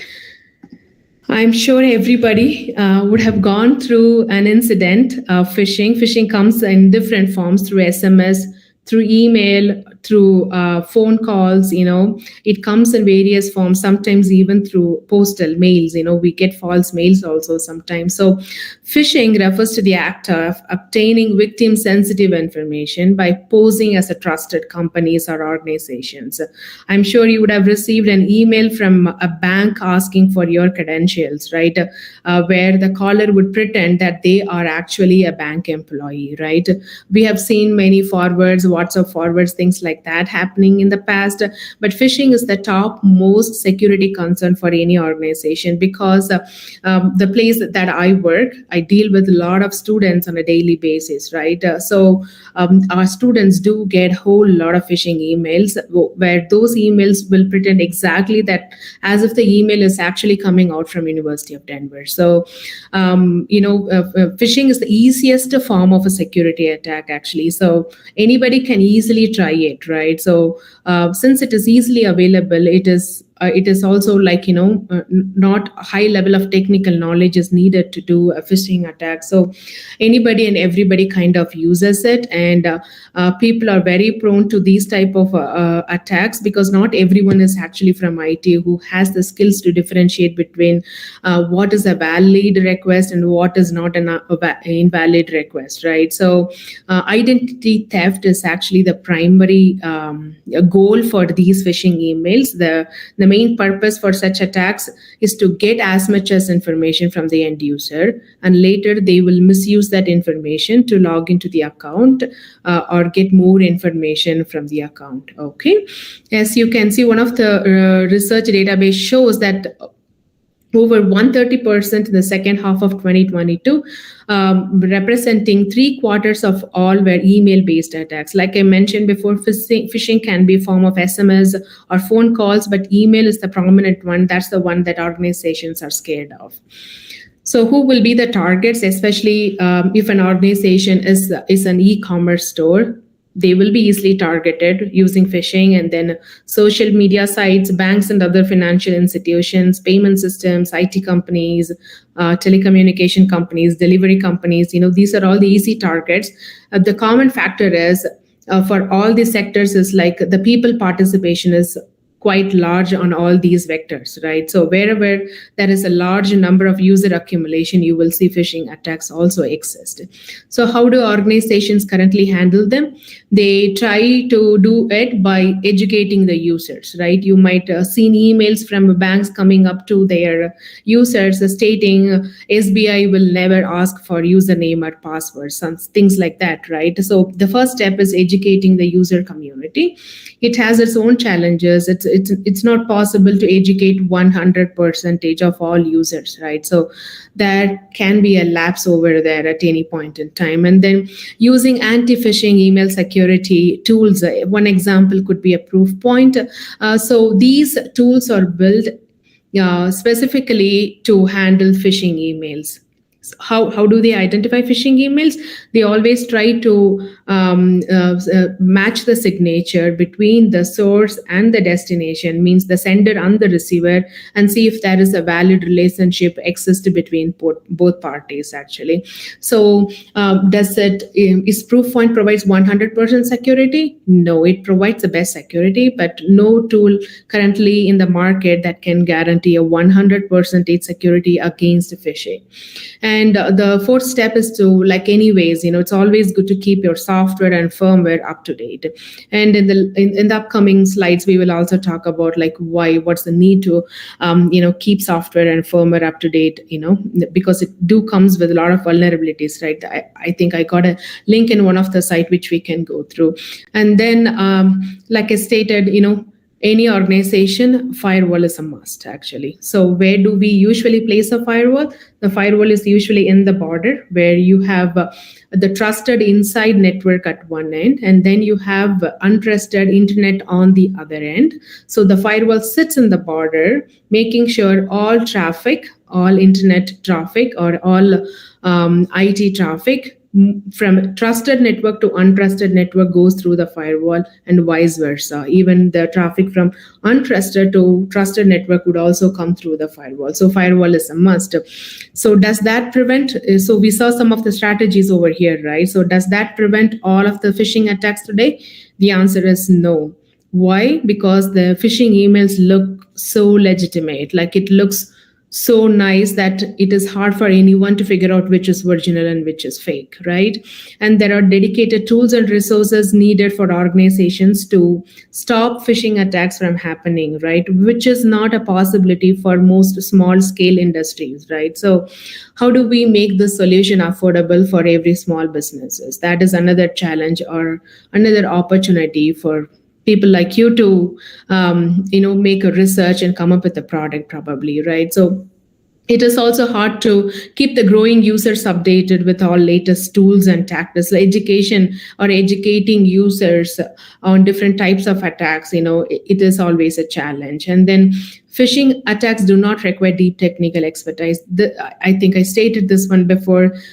There are a lot of tools available currently in internet. At a click away, you can download it, and the next day we can become a phishing expert by generating, legitimate emails and sending to users. So it is one of the easiest available security tool currently in the market that anybody and everyone can explore, right? The more it is available to general audience, the more the challenge to restrict it. So that's about phishing. And the next one, this is my favorite because this is what I deal with in my day-to-day work. This is denial of service attack or a distributed denial of service attack. What it is, it's a malicious attempt to disrupt the normal traffic of a targeted server, service, or a network by overwhelming the target or its surrounding infrastructure with a flood of internet traffic.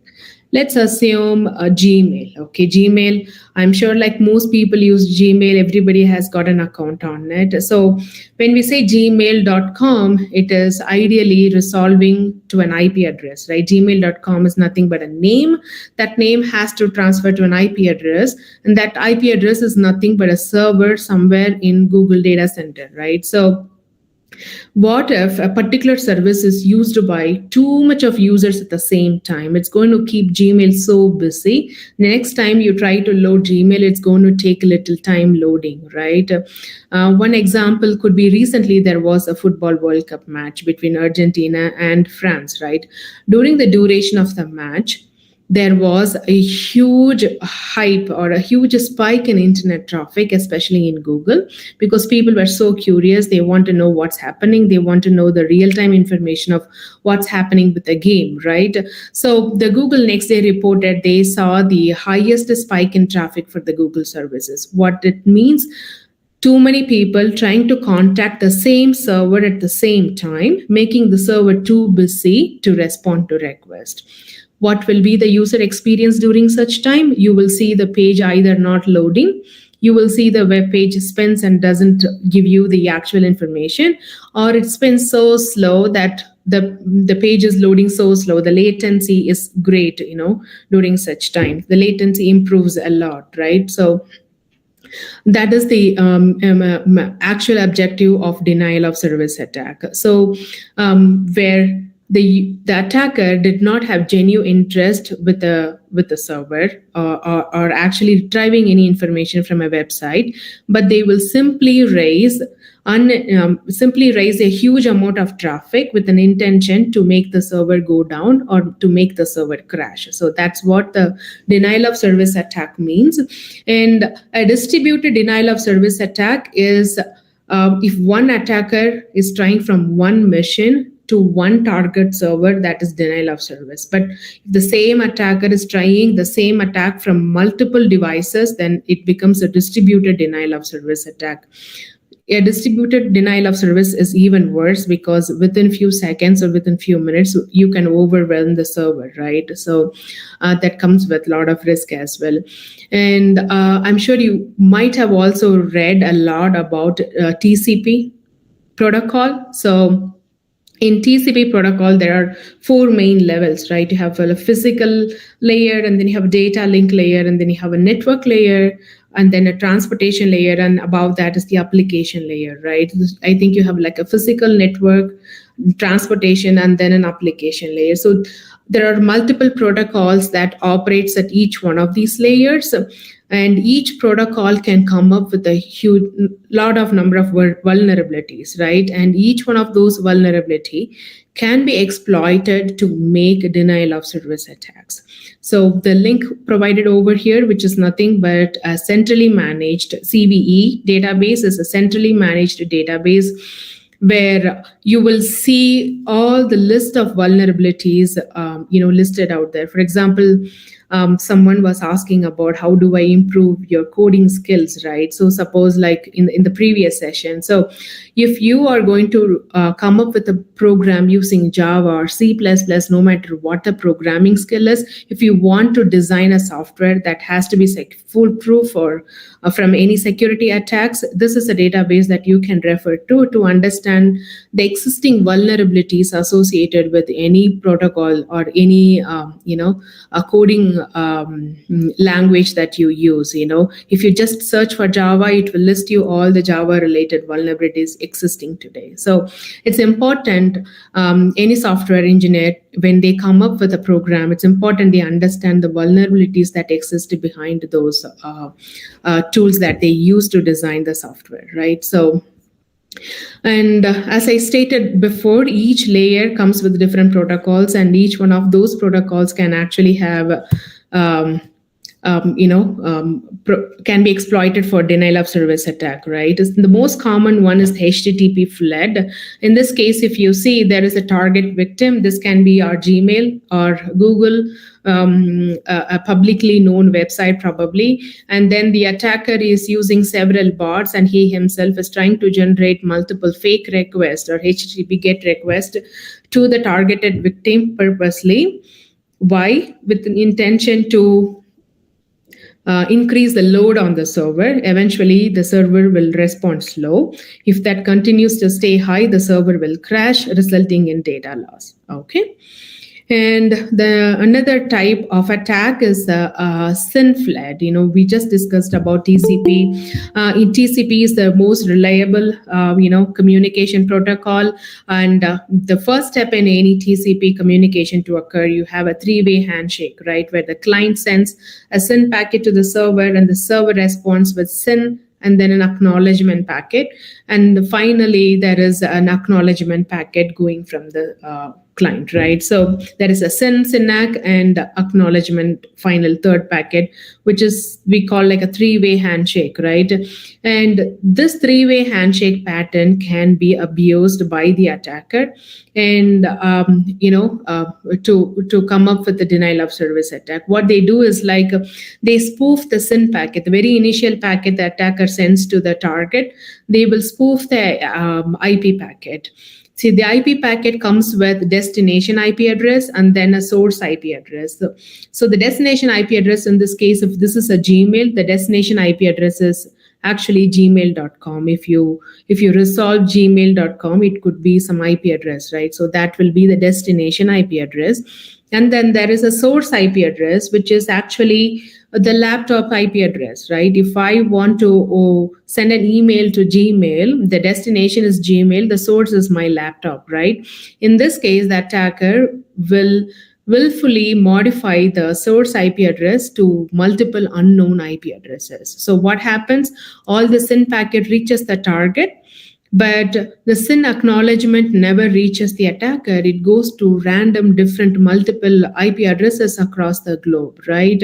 So that will also overload the target, right? Target in the sense the server, some server that is handling all the requests, it's going to get overloaded and eventually it will crash or it will slow down, causing business loss or data loss. Okay, so that's related to TCP, exploiting TCP three-way handshake.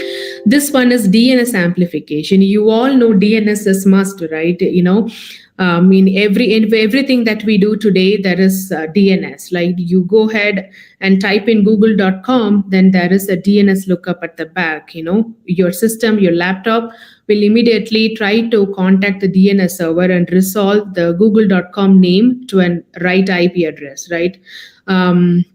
So that's what is happening here. What attacker will do is, like, there are private DNS servers, which means organization maintains that DNS server. There are public DNS servers, or we call like an open DNS server, which is available for anybody to use. For example, 8.8.8.8, that IP address is a public DNS server. 4.4.4, 1.1.1, these are all public DNS servers available today. There are many more. These are some of the IPs I could come up from. What does attacker do is, like, they will spoof the IP packet. The similar approach, they will change the source IP address, and then they will send a DNS query to the open DNS servers. In this case, the source IP address will be the victim's IP address. So as soon as the query is received by the DNS server, now the DNS server is going to respond for the query, right? While it is responding, it is never going to respond back to the attacker, because now the source IP address is the victim's IP address, right? So the victim was nowhere involved in this one, but then suddenly you will see a lot of query replies are coming from open DNS servers to the targeted victim. Eventually, loading, like, the utilization on that server will go up high, causing system crashes or causing poor user experiences. Who are trying to use this target server will experience poor quality of service. Okay. So that's the denial of service attack. It's very common. I just gave 3 protocol, examples, but then in real world, every protocol, if there is a vulnerability, it can be exploited for denial of service attacks. And this is one thing no business wants.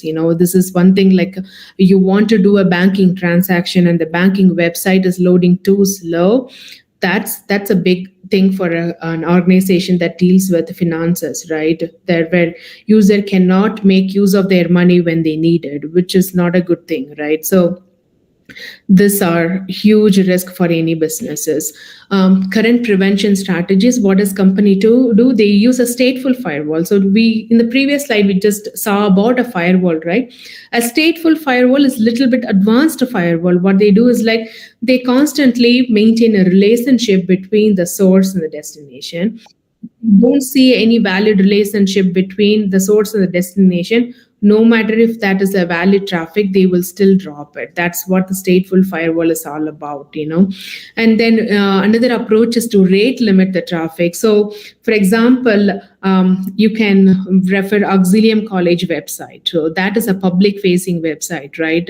That is being managed by Auxilium College, but then everybody else around the world can access the website.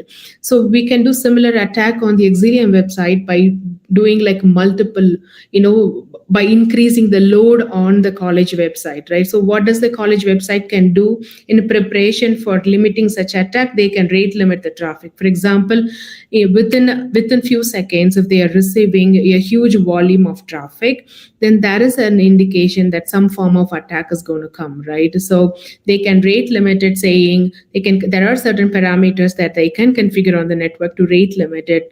If the traffic is quickly spiking to a certain level, then just drop the packet, slow down the traffic for some time, kind of that. That is one approach to mitigate it. And then DDoS protection services from ISP. So if you see the general pattern, the attacker is usually not inside the network. There can be an internal threat also, but then in most cases, the threat is outside the network, right? It is coming from the untrusted zone, which is outside, which is just the plain internet, right? So organizations usually have internet connectivity through the ISP, which is the internet service provider, right? So these ISPs provide a denial of service protection services. So it's good to, take service from an ISP. That way, your firewall is not loaded. Your firewall is not working too much to drop all the traffic at the border. It is even blocked at the ISP side, right? So which is even good. So that's why services like that is very helpful for organizations. And then designing high available and resilient network is important. If one web server is always existing in an organization, that's not good, right? Even in worst case, some system crashes happening and that web server is turned down, still we want a backup server available to provide the services, right? So network should be designed with high availability in mind. And then there is a proactive monitoring, out of all these things, a constant, you will see in organization there is a NOC, which is a security and server operations center.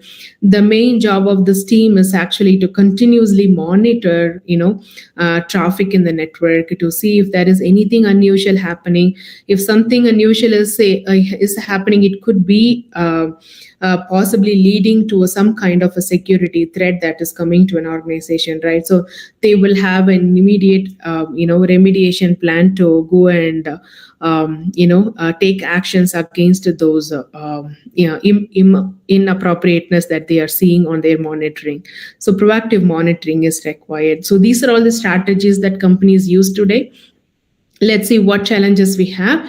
Even the best IPS technology, IPS is intrusion prevention system. So even the best IPS technology is only marginally effective against DDoS attacks. Why? Because DDoS attacks are evolving, right? A new protocol today can come up with new set of vulnerabilities.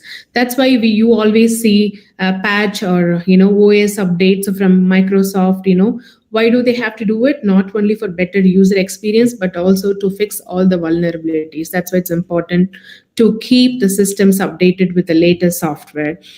And the ISP partnerships are effective. Like I said before, ISP do provide DDoS services, but they are effective.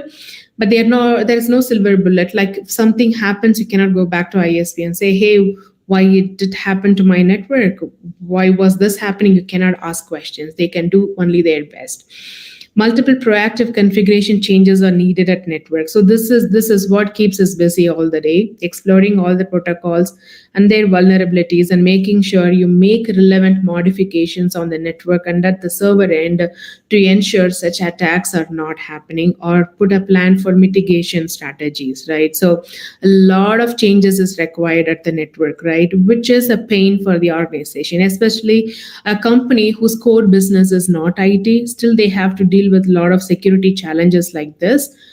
It is hard for them, right, to have a team exclusively just for IT security and to manage all of the security aspects of that is really challenging for organizations.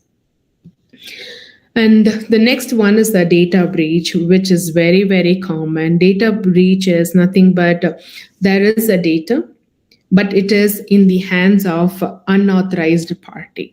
So every data is classified, right? Like that there is a set of controls on the data that says who can actually have this data. This data is for everyone. The data is only for private entities. This data is confidential, which means only very few people can actually see it. So this is how we classify the data, right? So data breaches when that line of classification crosses between each other. For example, there could be a private data. If it is available publicly, that's a data breach.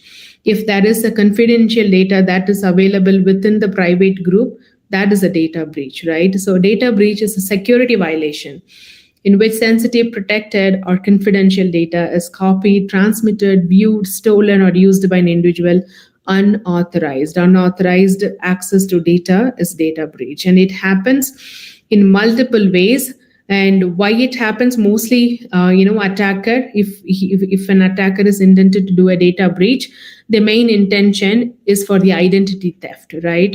Once an identity is taken, once the login credentials are in the hands of the attacker, then everything else is much easier, right? So identity theft is the major concern. The other concerns data breaches can bring is financial losses, losing customers, because once a bank, for example, is prone to data breaches, you will never invest your money in that bank, right? So because there is no guarantee that your data is safe in that particular organization, right? So losing customers, damage to reputation, loss of intellectual property, and ransoms. Let's see some of the prevention strategies today. So password hygiene in the sense, weak password is one of the reasons where people can easily break into your account. I'm not talking about the private accounts, but any account that you manage, either it is private or your organization account that you work for.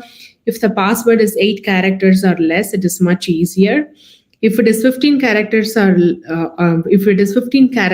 less, it is like little hard to break the password. More longer the password, it is much easier. It is also good to change your passwords often. There are also approaches into no password authentications, right? I'm sure you heard of it. They are most related to biometric or multi-factor authentications, things like that. But it has its own challenges, because not every device can support biometric authentication today, right? So it has its own challenges. But yes, password hygiene can help with data breaches. Software and hardware updates, yes, that's very important irrespective of any security threat. Software and hardware updates are very important because we just read about how one protocol can be misused for several security attacks, right? So it's always important to patch your servers, make all OS updates as soon as it is available, things like that. And then securing the file storage, wherever your data is being stored, whether it is physical form or in disk storage or wherever it is being stored. Wherever data is being stored, it has to be secured properly. When I say secure properly, it also includes physical security, where you have a lock, to get into the data. And that should also be, software related security, like adding encryption to the data, things like that, right? So classifying and encrypting the data is very critical. Implementing VPNs and IPsec tunnels. Why do we need it? So when the data is being stored, you encrypt the data, you keep it safe, so that even if somebody accidentally have that data, they cannot read any information out of it because the data is encrypted. But if you are making use of that data, where the data is actually in constant transfer from one source to another source or another destination or between two parties, that mode of communication should also be encrypted. Right. And for that, we use VPNs and IPsec tunnels, where the end-to-end data traffic is always encrypted using multiple protocols. What challenges we have in aspect of data breaches is identity thefts from phishing attacks. There is a constant identity thefts from phishing attacks, right? Phishing attacks is never controlled, or it's never going to be 100% controlled. So that also puts risk on data breach, right? And then long password and its challenge. It's not all current trend is to keep 15 character password. It's not easy to remember 15 character passwords for everyone, right? And you can go for password-less authentication, but it is not widespread yet. And the implementation also not quite easy for every businesses. And most importantly, legacy businesses don't support. You cannot tell your users, hey, from now on, you can only use a laptop that has a biometric or recognition kind of a tool, right? So those are some of the challenges. And then internal threat, of course, either intentional or human errors, people can accidentally pass information, and there comes the data breach. And then unmanaged IoT and third-party networks. So Internet of Things. I know IoT is very lucrative. Most of the things are accomplished using IoT today, but it also comes with a huge security challenge because none of that is a standard is standardized yet, right? So you cannot come up with a list of, you can make a list of available Windows operating system, you can make a list of available Linux operating system, but there is no way you can make a list of all IoT devices, right? Or different types of IoT devices. It has not been standardized, which means it gives a huge door for attackers to explore the vulnerabilities around it, right? That's why it's the biggest challenge today in using IoT devices for healthcare industries, because most of the medical devices today are IoT, or it has some level of connectivity, at least to Bluetooth or wireless networks, right? So these are high risk areas where we are using IoT today, and it also comes with huge opportunity for improvement in terms of security. Let's also see one example. This happened, I think, 4 or 5 years ago, probably. I think it happened in 2013, so it's like quite few years ago. But this is like a very popular attack happened at Target, which is a grocery store, where you go buy all vegetables, all day-to-day things, kind of that. It's a huge network of stores that's available in multiple cities in US. So this big cloud is nothing but the Target network and their servers. And you see the POS terminals over there. The POS is nothing but point of sale equipment. So those are the card readers where you swipe your credit card, and that is like a screen where the billing happens, right? Those is the POS terminal. And then this is the firewall, which connects to multiple internet sites. So Target had a third party contractor who came in and did a regular maintenance work on the POS terminals on this credit card reading machine. And that third party company is Fazio Mechanical Services. So this attacker was able to attack the entire Target network, or make some level of data breach at Target network through the contractor network. How it happened? The attacker installed a malware on the third-party network. This third-party network had access to the POS terminals. So the attacker indirectly had access to the POS terminals, which means not only the target financial information, but also all of the users who purchased products from Target stores were impacted. Their data was also captured, and all of that information was successfully sent out to internet drop sites. Drop sites could be any file transfer sites. Actually, this attacker gained all the information, all critical information. In this case, it is not just Target that was impacted, it is all the users who were also making business with Target, right? So this is in one scenario where this is really hard. These challenges still present today, I would say, where Target didn't had any control over the third party network or any of the IoT devices the third party would own, right? And it's very hard to secure a network when you don't have any control over it, right? So that is actively a challenge until even today, I would say. Because this is something you cannot ignore at all. A participation with a third-party network is not something you can avoid in this age, right? So how do we make those transactions secure is always a challenge. The next one is ransomware. Ransomware is like, it is not a single attack. It is actually making use of multiple vectors, multiple security threats. The main intention is to get the user's data as much as possible. And then you say, hey, I have your data. Now you pay me money so that I can give back your data, kind of that approach. Many universities in the US was recently faced one or the other form of ransomware attacks, where their research project and multiple critical information.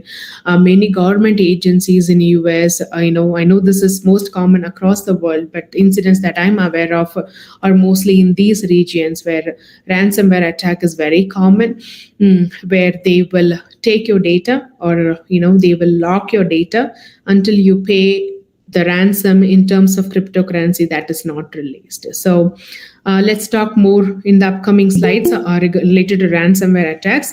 Ransomware attacks involve someone taking over a computer system or a network, demanding payment, often in the form of cryptocurrency, to release it. Okay.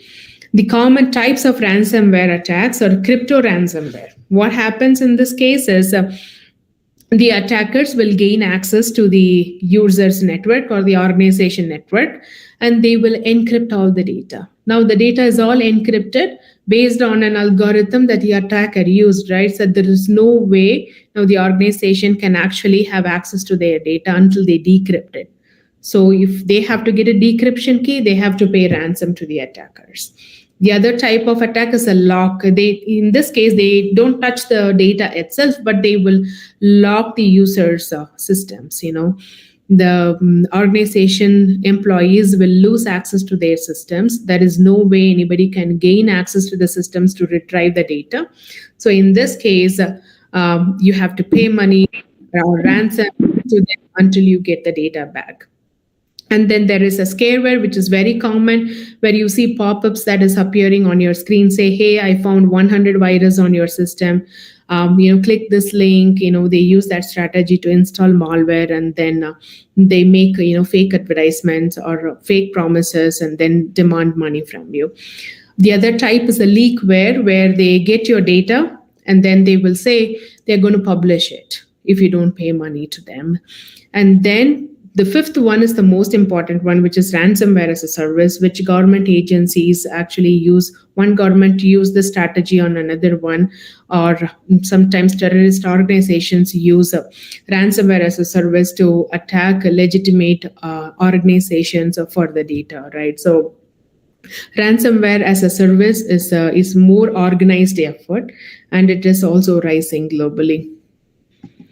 How do we prevent ransomware attacks? Is to actually prevent every other security attack. You have to guard against phishing.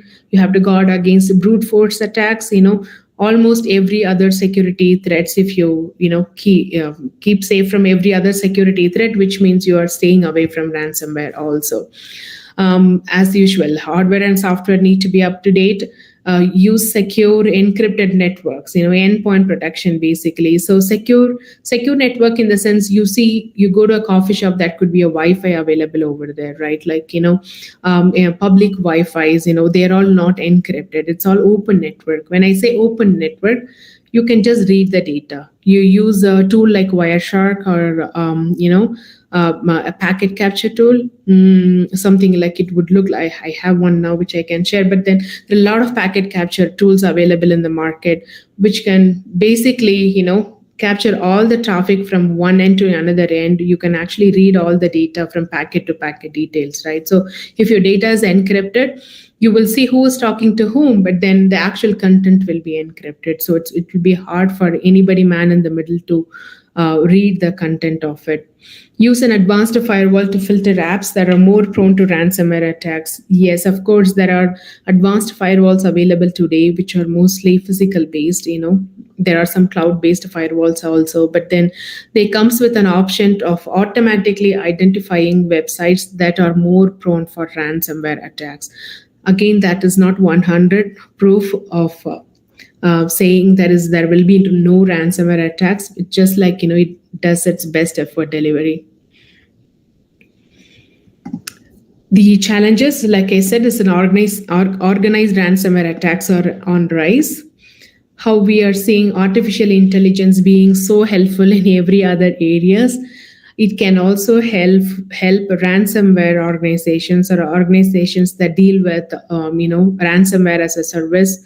If that joins with AI, it can cause more damage, right? AI with artificial intelligence, you can make more intelligent attacks on the client, right? So that also increases the risk.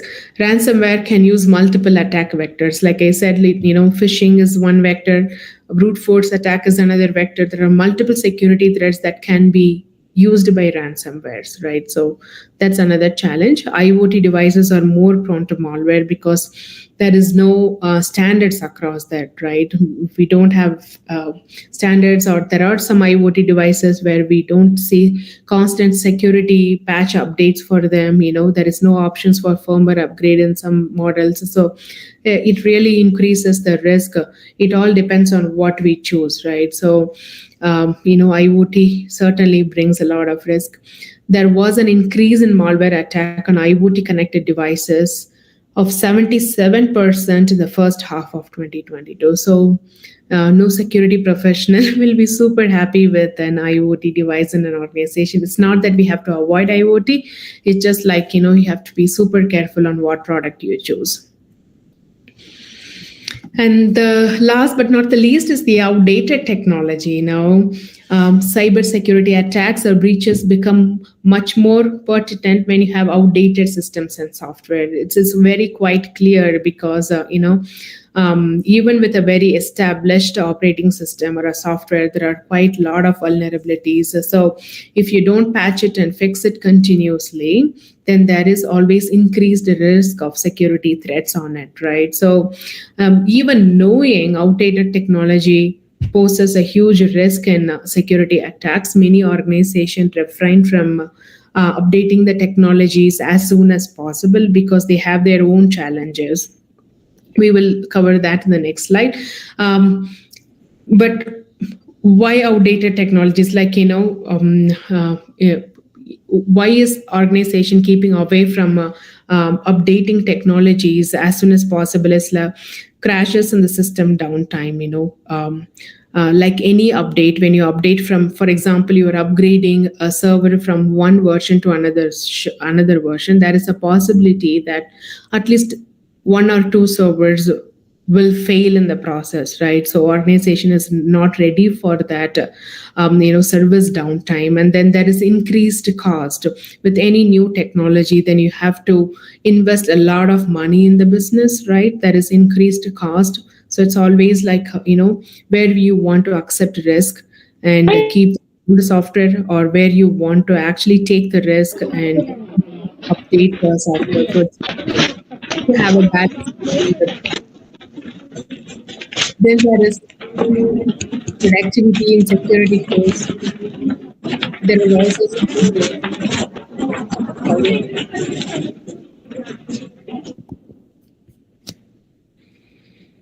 all right. The challenges is, like I mentioned, it's very expensive.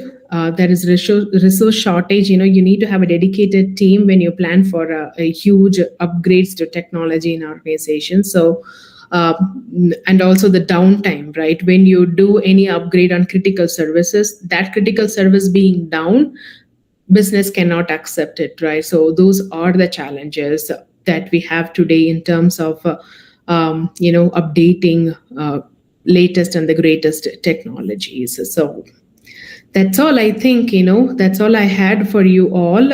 I'm going to stop presenting now. I know it took a lot of time over there. There is like 5 more minutes. If anybody has questions, this is the good time.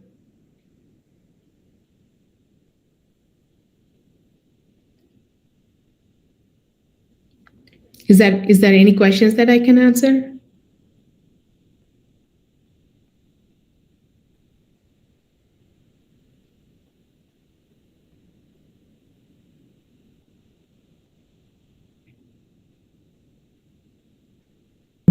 Is anyone doing any research related to networks and security? Is it anyone's interest in this group? Hello, ma'am. Yes. Yes, ma'am. I have one question. Yeah. Ma'am, we have different NoSQL databases. Okay. Yes, so, ma'am. How we can prevent attack in database, ma'am? In NoSQL databases. So what does, I cannot give you like a complete answer. My answer could be like, a yes or no kind of that. But I can certainly tell you how organization deal with that, right? So database is very important because database is what hold all the critical information, right, about users.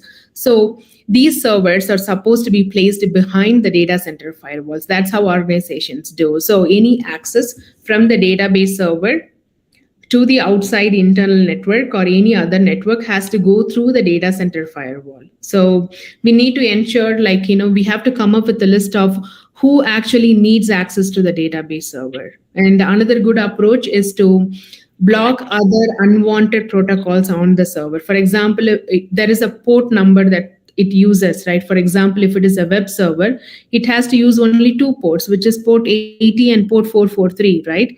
Any other protocol or port that is open on that server need to be blocked or, keep shut down so that we can avoid unauthorized access to it.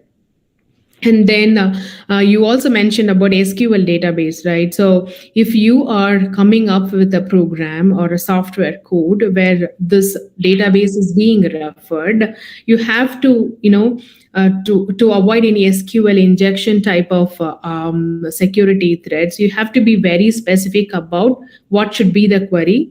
Because if you like, I know there are several threats associated with that. Like, you have to be very specific about what a user can enter in a particular field or a column. If that query is quite open, then attacker can misuse that and can have potentially, take all the data from the database. So in terms of placing your queries, you have to be very careful, I don't know if that answers your question, but then basically we have to keep databases behind firewall. The next one is when you use any queries, you have to be to the point of what it should retrieve. It should not give. You have to be very careful in choosing your query. Thank you, ma'am.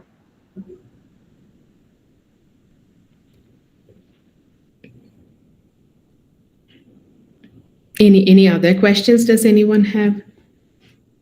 Ma'am, excuse me, ma'am. I have Yes. a question. Mm-hmm. Tell me some commonly used attack used by the hackers to proceed the attack over our system. Commonly used attack is they will do an nmap, like I can show you currently. Like, they will explore. The first thing is exploration, right? They will see what is open. If anything is closed, there is no way attack can happen. If anything is open, that's where they will start it. For example, I can do like a Zenmap, for example, Nmap or Zenmap or the tool, something similar they will use. They will do a general query to an IP address and see what port is open, what port is blocked. If some port is open, then they will further exploit that protocol and see how best they can, exploit that particular protocol. For example, take any website, any internal website, you can do it in your free time, in the locality. That could be any website, or you can take your college website, you can run an nmap for that website, and you will see, like, multiple ports will be open for that website.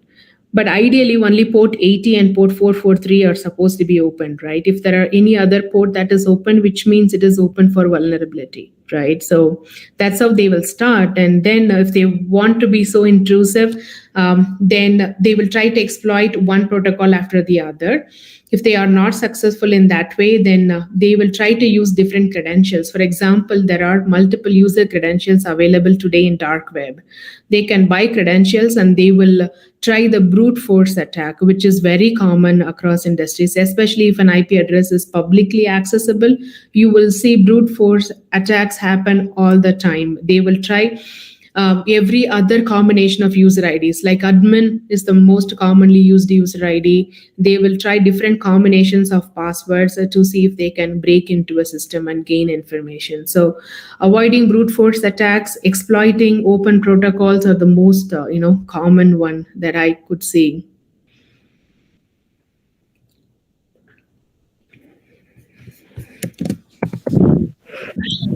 Excuse me, ma'am. Yeah. Ma'am, nowadays hackers, they will breach the data through URL and queries, ma'am. Is there any prevention and detection techniques to avoid such attacks?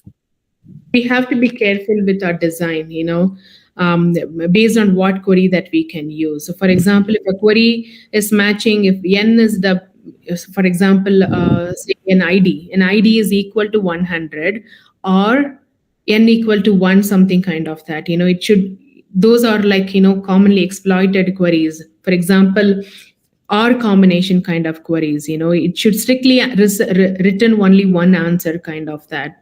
So I think if you carefully design your program in a way that it cannot be exploited, that way, we can stop such attacks. Thank you, ma'am.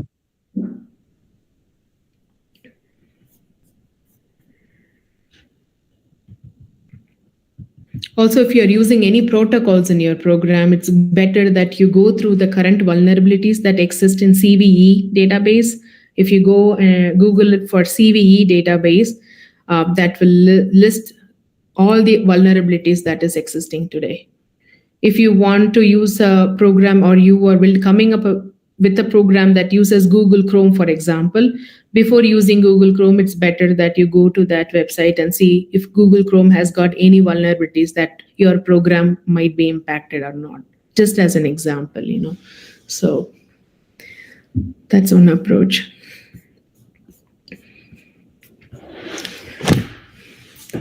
I'm talking to a lot of software, upcoming software engineers, a lot of programmers today in this program. But then I myself is not a coding expert, or I do a very limited coding in terms of scripting. That's where my responsibility stops. Otherwise, my day-to-day work is a lot of physical. I handle the network stuff and the security stuff. So. My nature of work is a little bit different than coding.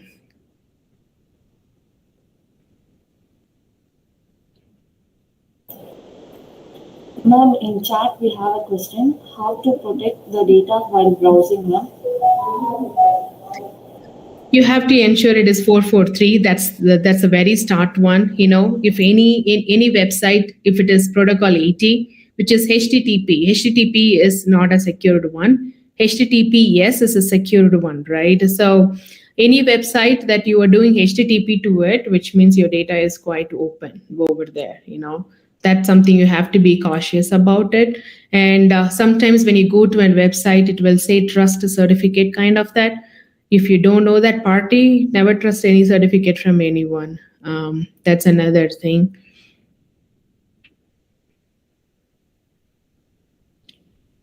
If you are into web design, always make sure that your website is, HTTPS rather than HTTP. So always opt for encryption. Thank you, ma'am. I don't know if I missed that chat. I'm sorry.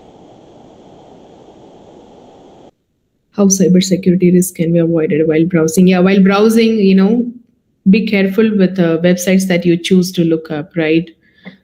If there are multiple pop-ups coming to a website, that's not a good one for us to spend much time on.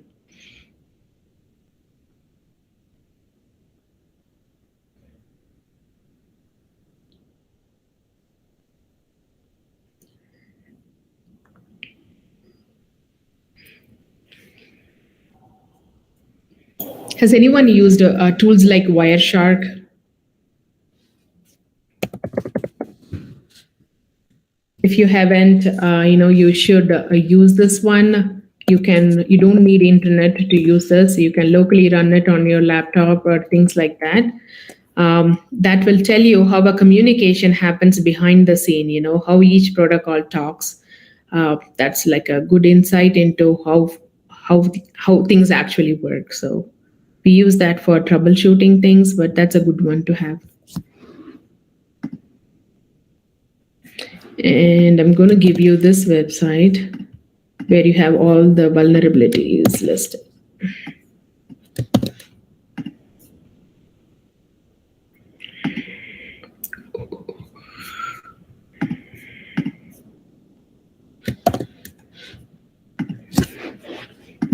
So that's the CVE database I was referring to.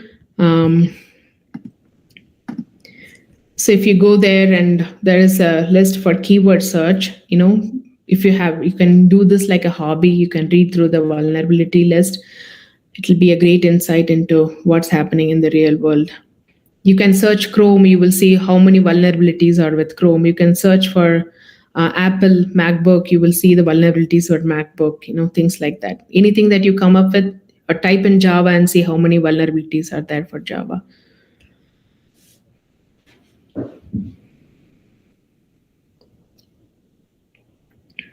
All right, any other questions?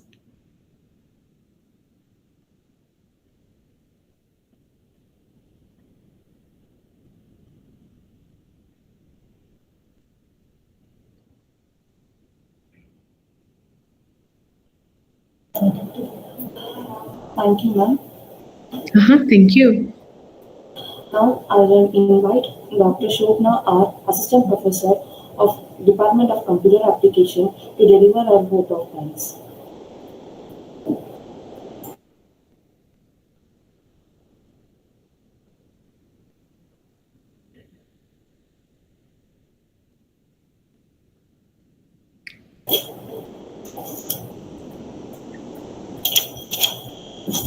It's my pleasure, it's my privilege and great honor to propose the vote of thanks on this occasion.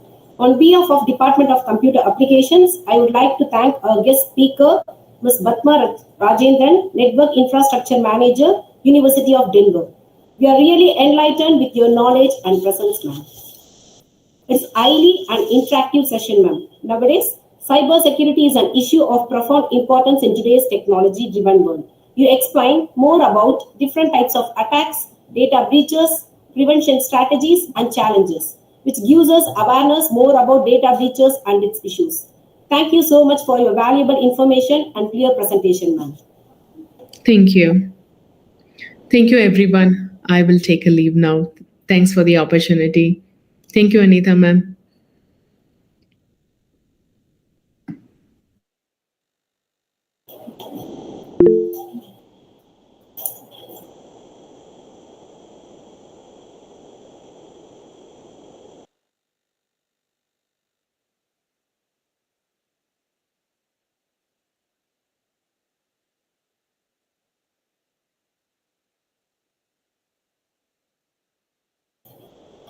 Thank you all. The next session will begin by 2 o'clock.